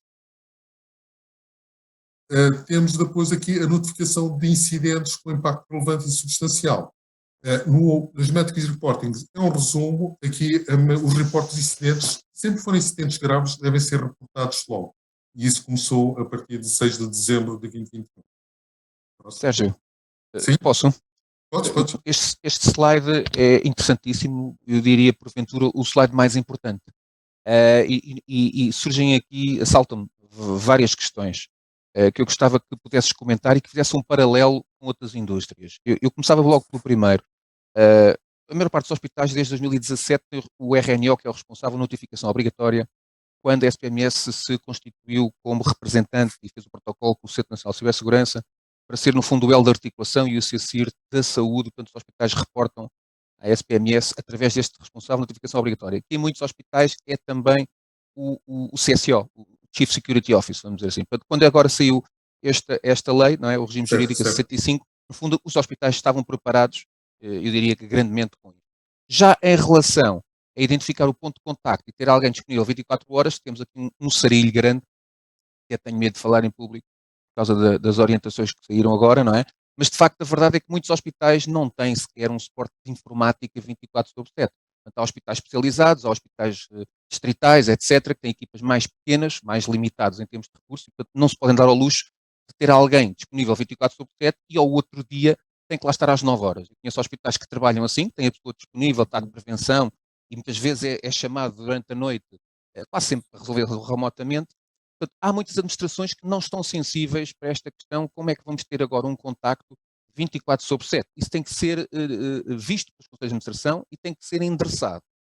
Não sei como é que alguns hospitais estão a fazer, sei que há esta limitação. Por outro lado, no ponto 2, em relação aos ativos, aqui os hospitais também têm uma questão muito complicada, que tem a ver com os equipamentos médicos. Muitos dos equipamentos médicos, historicamente, estão expostos da internet. Eu diria hoje em dia sem nenhuma razão, mas estavam, porquê? Porque os fornecedores também obrigavam isso, para remotamente fazer manutenção e tal, e como era uma coisa tão simples, liga-se, está exposto e, portanto, está altamente vulnerável. Eu falo das taxas, das ressonâncias, equipamento médico, e podemos até entrar pelo bloco operatório ou pelo UCI se estivermos distraídos.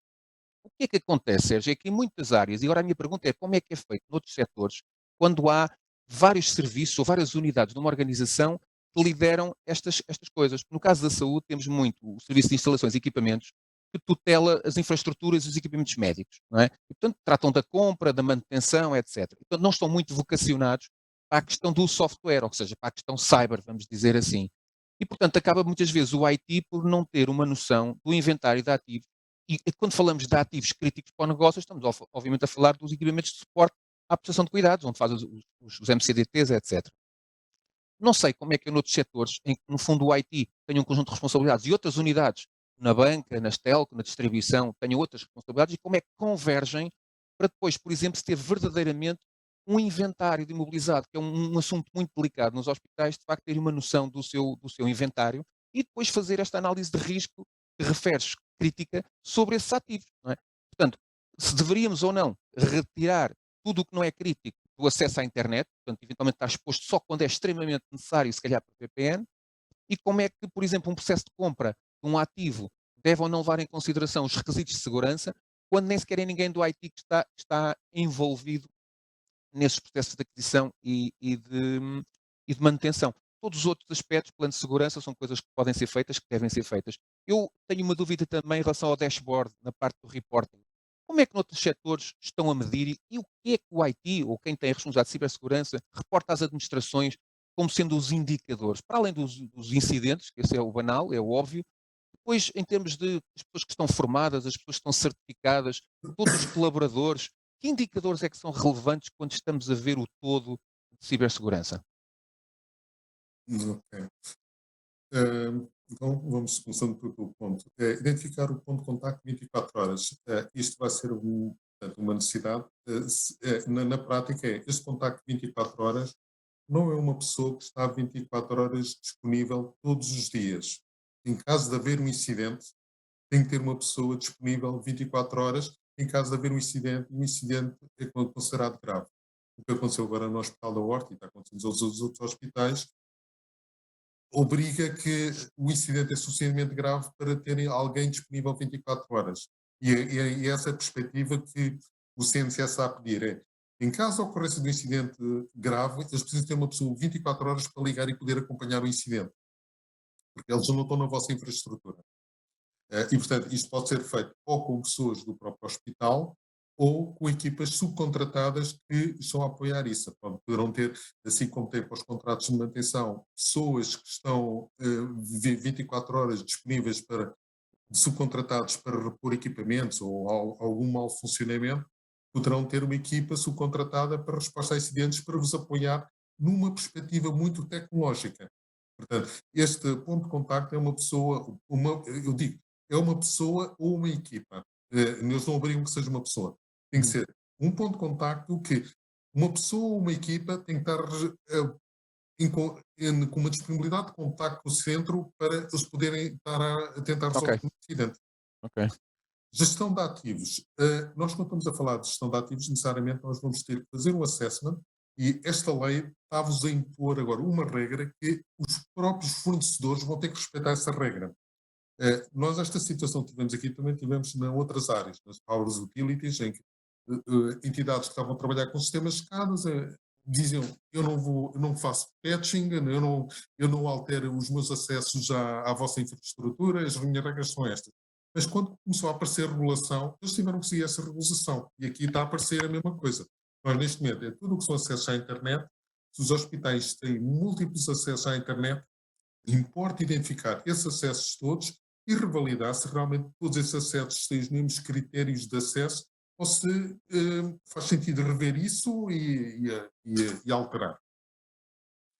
Portanto, aqui quando estamos a fazer uma gestão de ativos é identificar quem são os ativos que têm acesso à internet e qual o grau de risco que representam. Depois, o hospital identificando o grau de risco, vamos ter que definir aqui um plano de ação para mitigar esses riscos. Ok. O último ponto, métricas e reporting. Estamos a falar, outras organizações, estamos a falar de incidentes, tempos de resposta de reposição de serviço, estamos a falar de patching, de quantas vulnerabilidades foram identificadas e o tempo para a resolução dessas vulnerabilidades.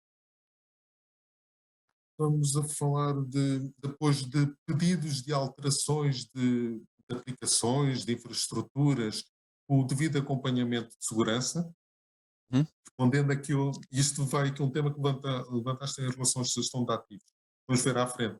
Qualquer alteração à infraestrutura tecnológica de aplicações, serviços, implica envolvimento de uma equipa de segurança. É uma coisa que, calculo que nos hospitais ainda não é uma prática corrente, mas falaremos à frente.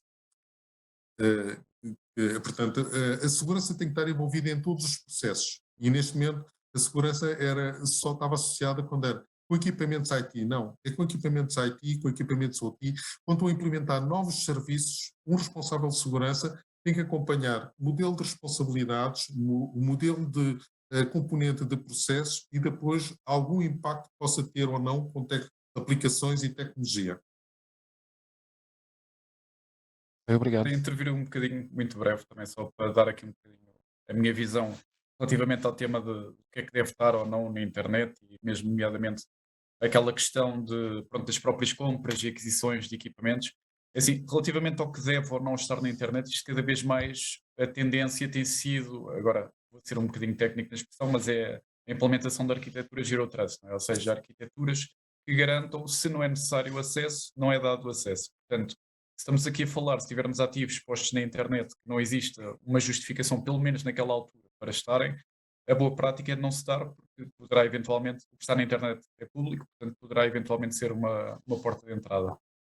Relativamente aos processos de aquisição, de aquisições de equipamentos e afins, o que é que nós muitas vezes defendemos, mesmo com clientes nossos, até já apoiámos a implementar, que é a própria definição de critérios nos processos de procurement para avaliar se é necessário ou não uma avaliação e um parecer das equipas de segurança. Ou seja, se vamos adquirir um equipamento, ao final do dia vai estar ligado à rede interna e vai servir para, lá está, cuidados básicos de saúde de pacientes. É um equipamento que vai ser usado depois, posteriormente, para tratar dados pessoais. Ou seja, haver aqui um conjunto de questões que depois tenha ali um threshold onde diz se deve ou não ir à avaliação de uma equipa de segurança, não precisa ser alguém da IT, alguém de segurança, para avaliar quais é que são os riscos associados àquela aquisição, para também ser tomada logo à nascença uma decisão se é para ir ou não é e se é para ir em condições. Bem, obrigado. Excelentes dicas.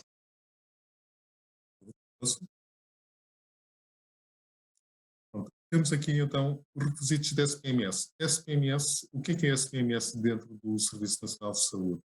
SPMS é a entidade que partilha uma infraestrutura que permite os vários organismos de saúde comunicarem entre si.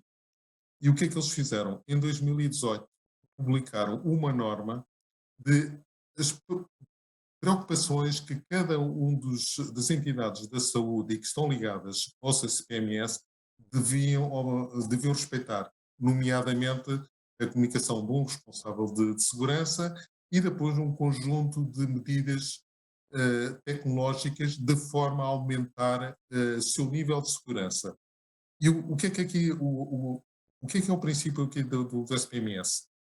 Nós temos uma infraestrutura, estamos a partilhar com várias entidades, a nossa infraestrutura já tem um nível de segurança e todas as entidades que estão a lidar connosco deverão ter o mesmo nível de segurança ou melhor, porque se essa entidade ficar comprometida, a nossa infraestrutura de segurança pode não ser suficiente para proteger a infraestrutura da SPMS e de outras entidades. Sérgio, deixa-me Sim. só dizer-te aqui uma coisa, que era o que o Carlos tocou há bocado. Como é que nós até essa disponibilidade 24/7 dos fornecedores temos, mas se tu não tens uma prevenção na informática, se acontece um problema à noite, quem reporta? Ou seja, estás a pagar por contratos de manutenção 24/7, mas depois internamente não tens a tal equipa de informática que o Carlos falou, ativa, para se o problema acontecer durante a noite, garantir que estes SLAs dos fornecedores são garantidos. E isto é que eu acho que algumas pessoas que estão na tomada de decisão ainda não perceberam. Não vai ser um médico que vai ligar, está na urgência, que vai ligar a um fornecedor às 3 da manhã a tentar Claro resolver um que sim. problema ou repor ou ajudar a repor. E, portanto, eu acho que este tema é um dos temas que eu hoje gostava realmente de partilhar aqui com os colegas que possam estar a assistir. Nós temos que ter 24/7 também disponibilidade interna, não é só, porque depois até entramos aqui, entre aspas, no ridículo. Eu estou a pagar um fornecedor por um serviço que eu nunca vou ativar, porque não tenho dentro de portas quem o ative. Deixar aqui, não sei se o Carlos partilha esta opinião, mas deixar aqui esta nota. Carlos, queres comentar? É a realidade, nem vale a pena dizer mais nada. As administrações têm que considerar de que forma é que vão interessar estes requisitos o regime jurídico está aí e, portanto, se até agora achamos que não era importante e podíamos descartar esses meios, eu diria que agora estamos obrigados a encontrar forma de os interessar. Certo. Aliás, Sérgio, como se calhar em quaisquer outros setores de atividade, não é? Não sei como é que é Correto, na correto, banca ou nas correto. telco, nunca trabalhei lá, Sim. mas desconfio que Acima também já de foi tudo, interessado. aqui a minha sugestão é, nós temos aqui um conjunto de requisitos para implementar e devemos fazer aqui uma matriz de risco, identificar esses requisitos e o cumprimento ou o grau de cumprimento. O que é que nós conseguimos fazer e um plano de como é que estamos a propor atingi-lo. Amanhã o regulador, seja a CNCS, seja a SPMS, a RS, o que for, vão-vos pedir, façam os constrangimentos que têm que partilhar. Existia um plano e estão a fazer aqui o possível e cada vez mais caminhar para este modelo do 24/7. Porque aqui, acima de tudo, é a crescente dependência que nós temos em relação aos sistemas de informação e os equipamentos OT, que são vitais para o bom funcionamento do hospital. Obrigado. Temos que acelerar, Sérgio. Temos Certo? ainda aqui alguns pontos Eu já importantes. reparei. Ok, força, Pedro. Pronto, em termos de reguladores, em termos de reguladores, importa ter aqui atenção. Reguladores de segurança, privacidade, temos o Centro Nacional de Cibersegurança, que tudo o que são matérias, agora com a Lei 65, eles podem vos dar um apoio muito importante em tudo o que são temas de segurança. E aqui, para quem está a começar na segurança, na cibersegurança, a nossa sugestão é olharem para uma ferramenta que eles desenvolveram, o roteiro para capacidades mínimas de segurança, que tem 50 requisitos que devem ser cumpridos, ou 50 requisitos que devem ver se estão a cumprir ou não e o que é que pretendem fazer para o seu cumprimento. Para entidades que já têm uma maior maturidade de segurança e já estão a trabalhar a segurança já há algum tempo. Então podem olhar para o Quadro Nacional de Referência para a Cibersegurança e que tem lá dentro uma ferramenta de Cyber Checkup que diz onde é que vocês estão e qual é o caminho que devem seguir. CNPD, tudo o que é temas relacionados com a privacidade, a comunicação de incidentes relacionados com a privacidade, que tem a ver com a CNPD.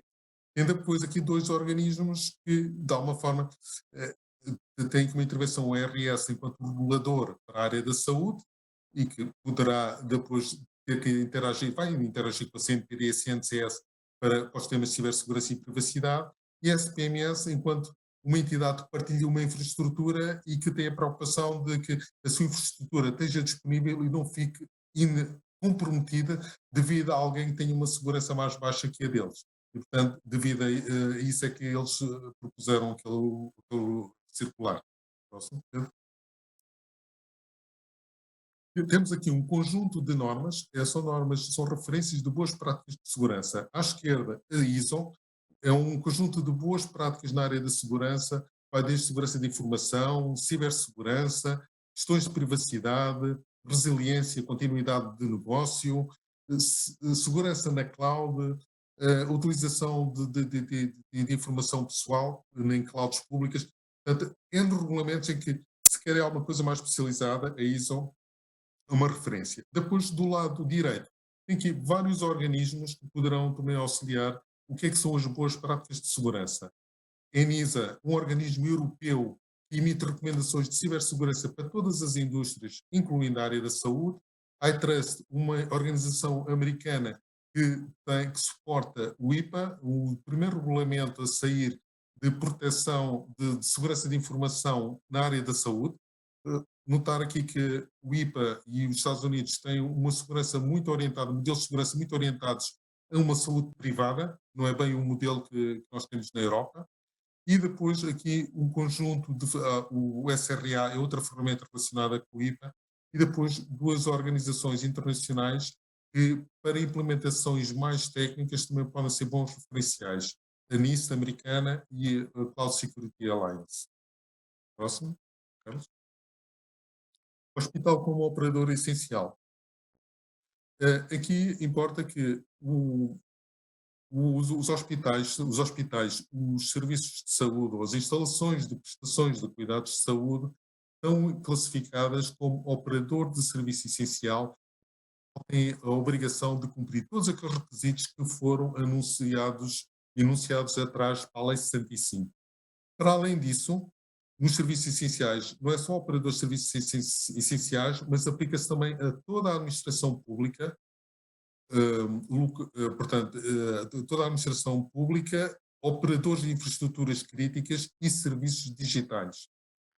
E, portanto, qualquer entidade que se insira nestes, portanto, são entidades que têm de responder pela Lei 65. Quando estamos a entrar na parte mais digital, operadores, serviços digitais e infraestruturas digitais, se as organizações estão a trabalhar nestas áreas e não têm a certeza, a melhor coisa a fazer é entrar em contato com a CNCS, descrever o serviço que prestam e eles imediatamente dizem se estão inseridos na Lei 65 ou não. Próximo, Pedro. Em termos de instituições de saúde, o que é que são os principais temas que são identificados que têm que ser tidos em conta? Hospitais têm um processamento de grande volume de dados clínicos, têm um dia frequente de senhas de acesso e sessões, têm uma lacuna na falha da sensibilização dos colaboradores, utilização de muitos sistemas legacy, leia-se a parte da IT e da parte do OT, cada vez aqui a utilização de dispositivos de IoT ou OT, orçamentos reduzidos, limitados. Vocês têm um ecossistema muito grande de parceiros e, portanto, a necessidade de haver um alinhamento com todos os parceiros. O que a SPMS está-vos a pedir a vocês, vocês têm que pedir com os vossos parceiros e depois há uma prática corrente de que nós estamos a dar sempre mais acessos, não estamos a ter atenção, pessoas que estão a mudar de funções, pessoas que saíram da organização, esses acessos continuam lá e isso são possíveis portas de entrada. Próximo. Portanto, o que é que são os fatores críticos de sucesso para o hospital funcionar como um operador de serviço essencial? Componente de governança, componente de governo, ter um modelo de risco implementado e perceber quais são os ativos e quais são os ativos com mais risco, menos risco e medidas para mitigar o mesmo. Responsabilidades da cibersegurança, como nós referimos, isto não é uma questão da IT, não é uma questão da equipa de segurança, é uma responsabilidade da organização como um todo, gestão de risco de fornecedores, conformidade, alinhamento com tudo o que é a legislação que está a sair e regulamentos de conselho das várias entidades e depois caminhamos para a resiliência. Pedro? Em termos de governança, como já partilhei, o incidente de segurança não é um problema só da IT, é um problema da organização toda e qualquer serviço que está a ser adicionado no hospital, qualquer equipamento que está a ser adicionado na rede, seja da IT, seja de IoT, do OT, o que for, as equipas de segurança, equipas da IT devem ser envolvidas para avaliar o risco. E o que eu digo é uma equipa de segurança. A equipa de segurança até devemos ver de uma forma abstrata, endereça temas de IT, de temas de processos, de aplicações, temas legais. É uma equipa que tem que avaliar qual é o risco de introduzirmos esta alteração no hospital.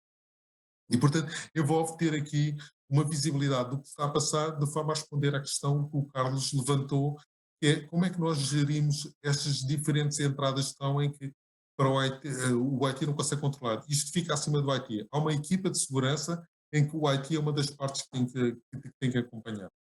Próximo. Desculpa, Sérgio, só voltando atrás. Este site é também muito importante para nós.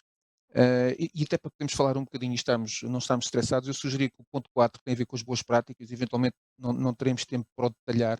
Eu acho que vocês também fizeram um excelente trabalho, porque é self-explained, ou seja, tem ali ponto por ponto um conjunto de boas práticas que eu considero muito claras, muito objetivas e convido depois todos a verem e a avaliarem se as querem implementar, se as estão a implementar desde já.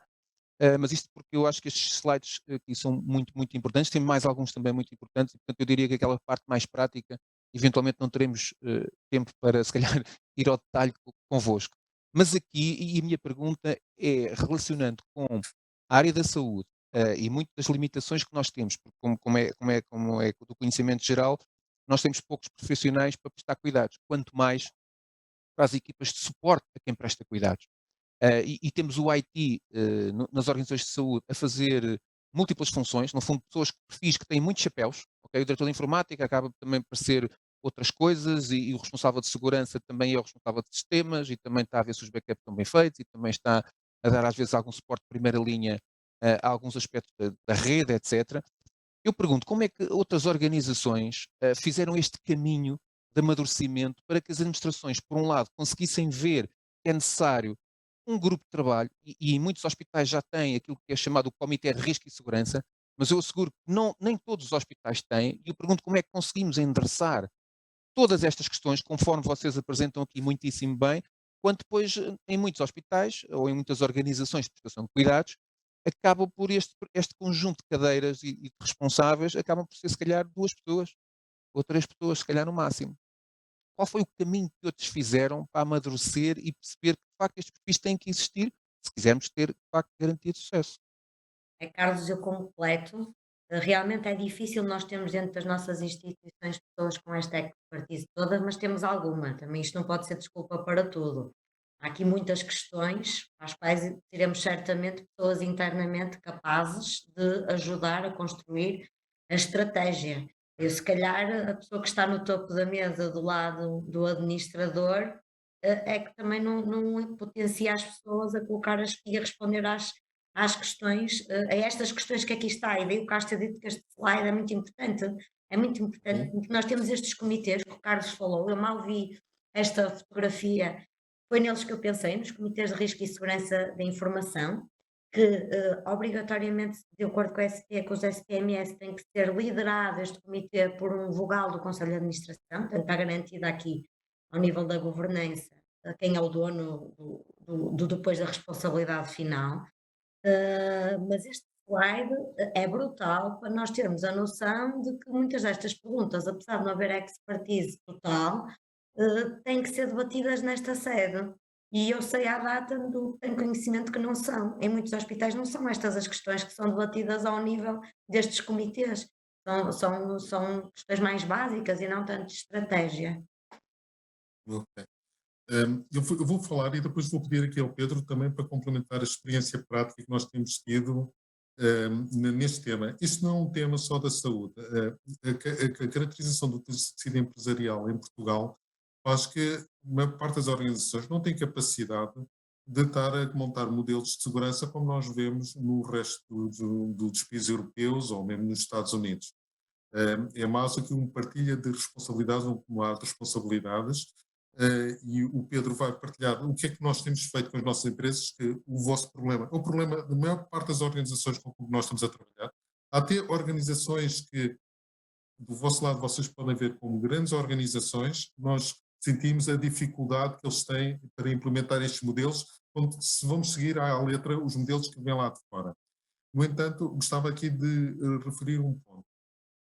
Não associem segurança ou cibersegurança ao IT. O IT é uma das componentes que tem que ajudar, contribuir para a segurança. A segurança tem que estar agora num patamar mais acima.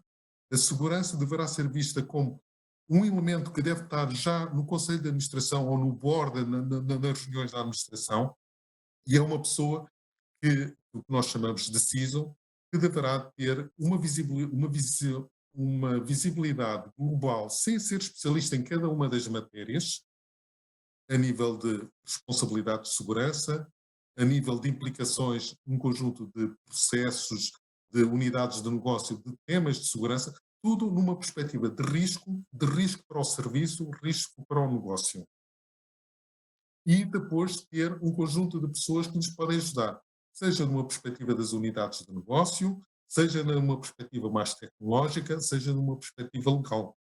E com isto eu passo a palavra ao Pedro para dizer como é que organizações semelhantes em termos de dimensões e destas preocupações que a saúde partilhou, nós estamos a interessar. Mesmo. O que é que nós vemos que ainda acontece muito em Portugal, mas não só? Que é este tema, como o Sérgio estava a dizer, ainda é um tema que é muito visto como um tema de IT. Eu acho que há pessoas do mundo do IT que já compreendem que isto é muito mais transversal do que apenas tecnológico, como temos visto aqui ao longo da apresentação. Isto toca em diversos temas, toca em temas de risco, toca em tema de operações, existem requisitos legais, regulamentares, temos aqui requisitos de segurança física, que também as próprias condições de sistemas de segurança física ajudam a proteger a própria informação. Portanto, a segurança de informação tem de ser visto como um tema de risco e tem de ser visto como um tema transversal à organização toda. O que é que nós vemos em maioria das organizações? É que a segurança é implementada muito numa abordagem bottom-up, em vez de ser um top-down, ou seja, são as próprias áreas que acabam por identificar os requisitos que têm. As próprias áreas, primeiro, não veem a segurança como um tema prioritário, porque o IT está focado em melhorar os seus processos de IT, continuar a trazer valor para o negócio. As áreas de operações querem continuar a entregar as suas operações do dia a dia, o jurídico pode estar focado nas suas atividades, mas não há aqui uma figura que consiga interligar todos estes nós e todos estes pontos e ver isto de uma forma transversal e fazer uma gestão, neste caso, que é o que é esperado e é a boa prática, que é uma gestão top-down, que é ver alguém acima que consegue ter esta visão de todas as áreas, quais é que são as preocupações de todas as áreas e conseguir trazê-las para baixo. O que é que nós muitas vezes, o que é que tem sido aqui alguns dos trabalhos que até temos tido? Nós, muitas vezes, quando somos contactados, às vezes até por equipas da IT, que têm noção que este problema existe e querem mudá-lo, e muitas vezes o que nos pedem é para fazermos uma avaliação nós, transversal à organização, ou seja, não nos focarmos só no IT, mas olharmos para toda a organização como um todo, olhar para os recursos humanos, como é que os sistemas de gestão de recursos humanos são geridos. Mais uma vez, as próprias pessoas lidam diariamente com a informação sensível. Portanto, como é que os recursos humanos estão a gerir estes temas, como é que as áreas de operações estão a gerir estes temas e pedem-nos o apoio para fazer aqui uma avaliação integral e transversal destes temas, que é para dar aqui algum enforcement realmente da necessidade de haver uma gestão top-down, em vez do que se vê muito, que é uma gestão bottom-up. O que é que nós, ao final do dia, às vezes temos feito e tem sido reconhecido até por clientes nossos como algo que tem bastante valor? Às vezes é um bocado difícil às organizações justificar, olha, vamos aqui contratar um CISO, pronto, são recursos que são recursos muito escassos, são perfis muito difíceis de ter e às vezes nem sempre é claro também o valor que esta função pode trazer. E nós já temos tido clientes que de certa forma fazem quase como um piloto connosco. Pedem-nos a nós, UI, para assumirmos a função de CISO, sermos um elemento muito próximo da administração da organização e muito próximo das áreas de negócio e conseguirmos fazer esta transformação transversal da segurança na organização como um todo. E nós tivemos casos de sucesso com clientes nossos, clientes sempre disseram que nunca iam contratar um CISO e fizeram este piloto connosco e são clientes neste momento, para nós, do ponto de vista de negócio, se calhar pode ser chato porque perdemos negócio, mas é bom saber que foram clientes que ao final do dia decidiram reconhecer um valor naquilo que estávamos a fazer, reconheciam um valor que terem uma função de CISO, uma função próxima da administração, traz valor para a organização como um todo e contratam um CISO para assumir aqui estas responsabilidades. Para nós é chato porque perdemos negócio, mas para nós ao mesmo tempo é uma vitória porque estamos a conseguir passar esta mensagem realmente do valor que traz haver alguém Pedro, próximo das então, administrações a fazer este trabalho. Força. Pedro, uma pergunta muito rápida. No caso particular dos privados, eu sei que tem um CISO para o grupo, portanto, a Julcid, a Luz, a CUF, tem um CISO, é o CISO do grupo, depois interage com os Chief Security Officers, que pode também ser um ou pode ser vários, dependendo da dimensão de cada unidade ou conjunto de unidades ou de região. No caso particular do SNS, o que é que deveria ser? Eu sei que em 2018 foi feita a legislação específica para a saúde, com o modelo de cibersegurança para os hospitais, digamos assim, para o SNS, em que cada hospital tinha que ter, além do CSO, tinha que ter também um CISO. Isso é impossível, neste que eu tenha conhecimento, é impossível. Pelas razões todas que já enunciaram, tecnicamente, onde é que se vai encontrar essa pessoa com essas competências. Por outro lado, fará sentido. O CISO não deveria estar ao nível ou de uma ARS, de uma região, ou mesmo ao nível do SNS, que depois faria um trabalho de conjunto com as organizações. Para aquilo que é o modelo de prestação de cuidados e o que é o modelo do SNS, a forma como está organizado, quantos CISOs é que eram precisos? Política. Isto não é uma questão de Não, em resposta termos rápida. operacionais, eu digo em termos operacionais, para poder de facto implementar, fará sentido haver muitos CISOs, por exemplo, num SNS, para se prestar, até comparando com o que se passa no NHS inglês ou no irlandês, tipicamente tem uma pessoa nessa função. Assim, nós, olhando para o nosso setor público de saúde, nós temos instituições muito grandes. Portanto, quanto menos pessoas estivermos a fazer, vamos assumir, temos uma instituição hospitalar, Lisboa Norte, só em Lisboa temos várias, existem diversas instituições públicas de saúde.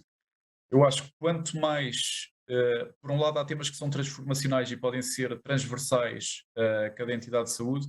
Eu, isto é uma pergunta, eu não vinha preparado para esta pergunta, mas portanto estou aqui um bocado em modo freestyling.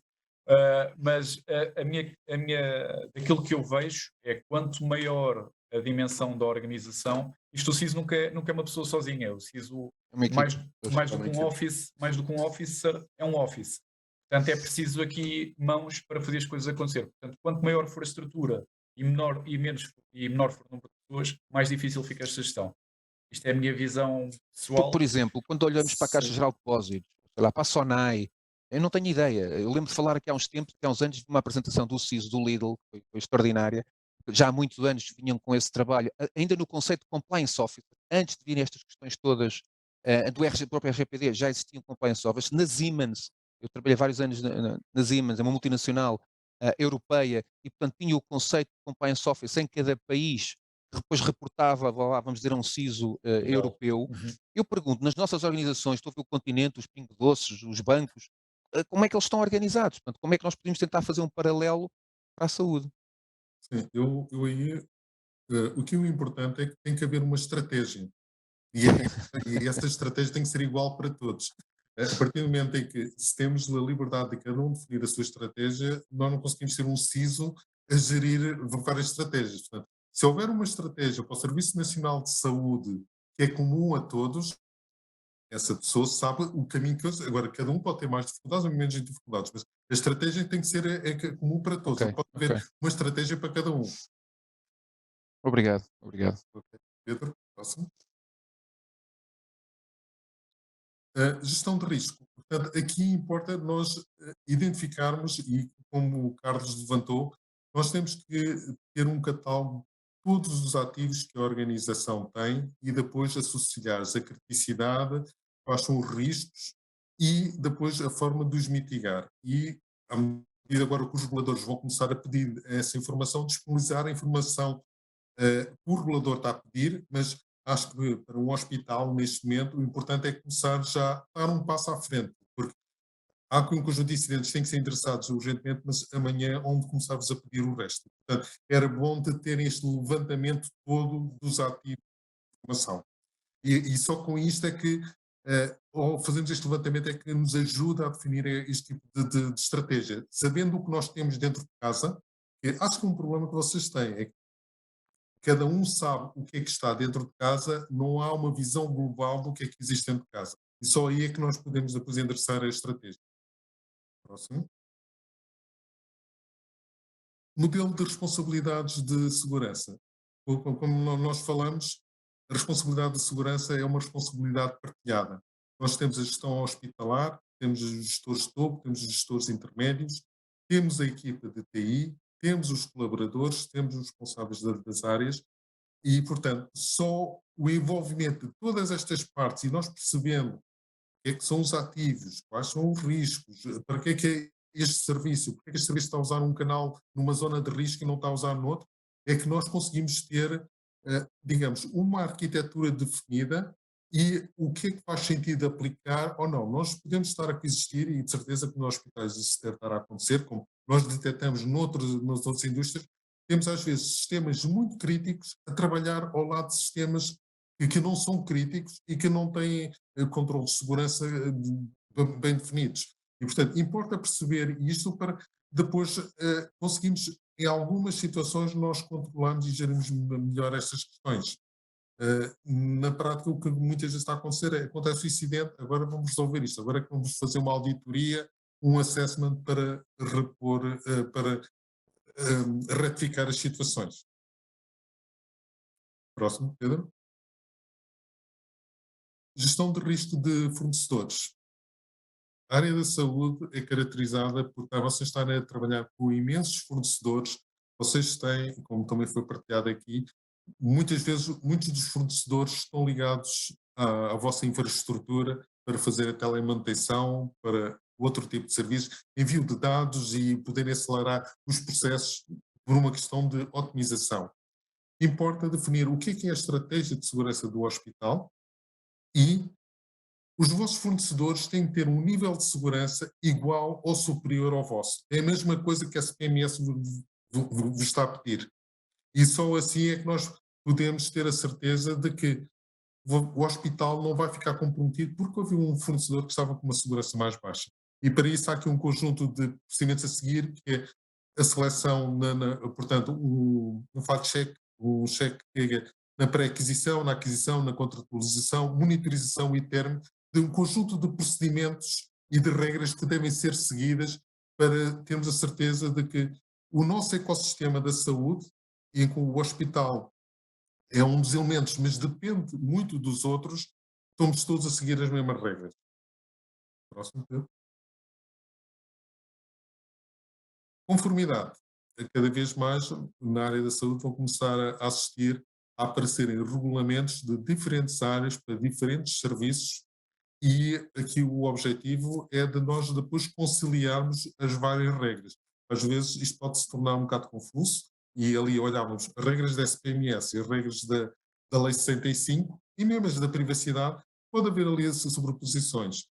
O objetivo é nós conciliarmos e para isso é que empresas como a EY depois estão aqui para vos ajudar.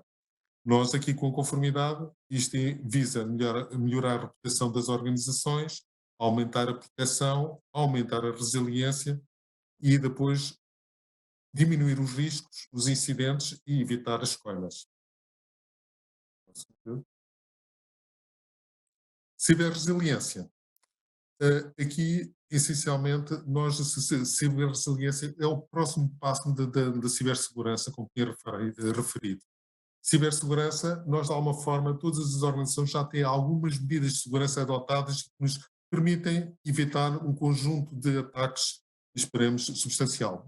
Conseguem-nos proteger 90%, 70%, depende muito da maturidade de cada uma das organizações. No entanto, há ataques tão sofisticados e vamos assumir que eles já estão dentro dos nossos hospitais, já estão dentro das nossas organizações, que a qualquer momento pode haver uma disrupção. E o que é que nós temos que identificar dentro dos nossos hospitais? O que é que são os serviços críticos que têm que ser imediatamente repostos e para esses criar aqui um conjunto de cenários e se falhar a energia? E se este equipamento deixar de funcionar? Se este equipamento começar a enviar dados errados? Portanto, criar aqui um conjunto de cenários e ver como é que as diferentes equipas, mais uma vez, não é um tema da IT, é um tema do serviço que o hospital está a prestar, como é que as diferentes equipas podem ter que responder. No limite, nós já temos situações de clientes a dizer esqueçam os seus sistemas de informação, nós temos que voltar ao papel. O que é o estritamente necessário? Okay. Passar para o próximo slide.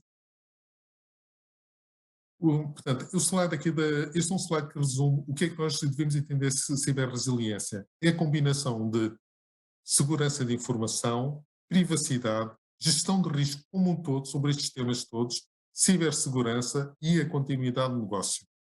E só tendo nós esta noção e todas as pessoas na organização, que é uma combinação destes fatores, cada uma das pessoas da organização vai entender o papel importante que tem na organização para que, em caso do incidente, qual é o papel? Não é uma questão da IT, é muito mais do que isso. Sérgio, temos que fazer aqui o wrap-up nos contactos. Porque a outra sessão tem que entrar agora. Também não temos questões, mas eu desconfio que se lançássemos a discussão as coisas iriam prosseguir.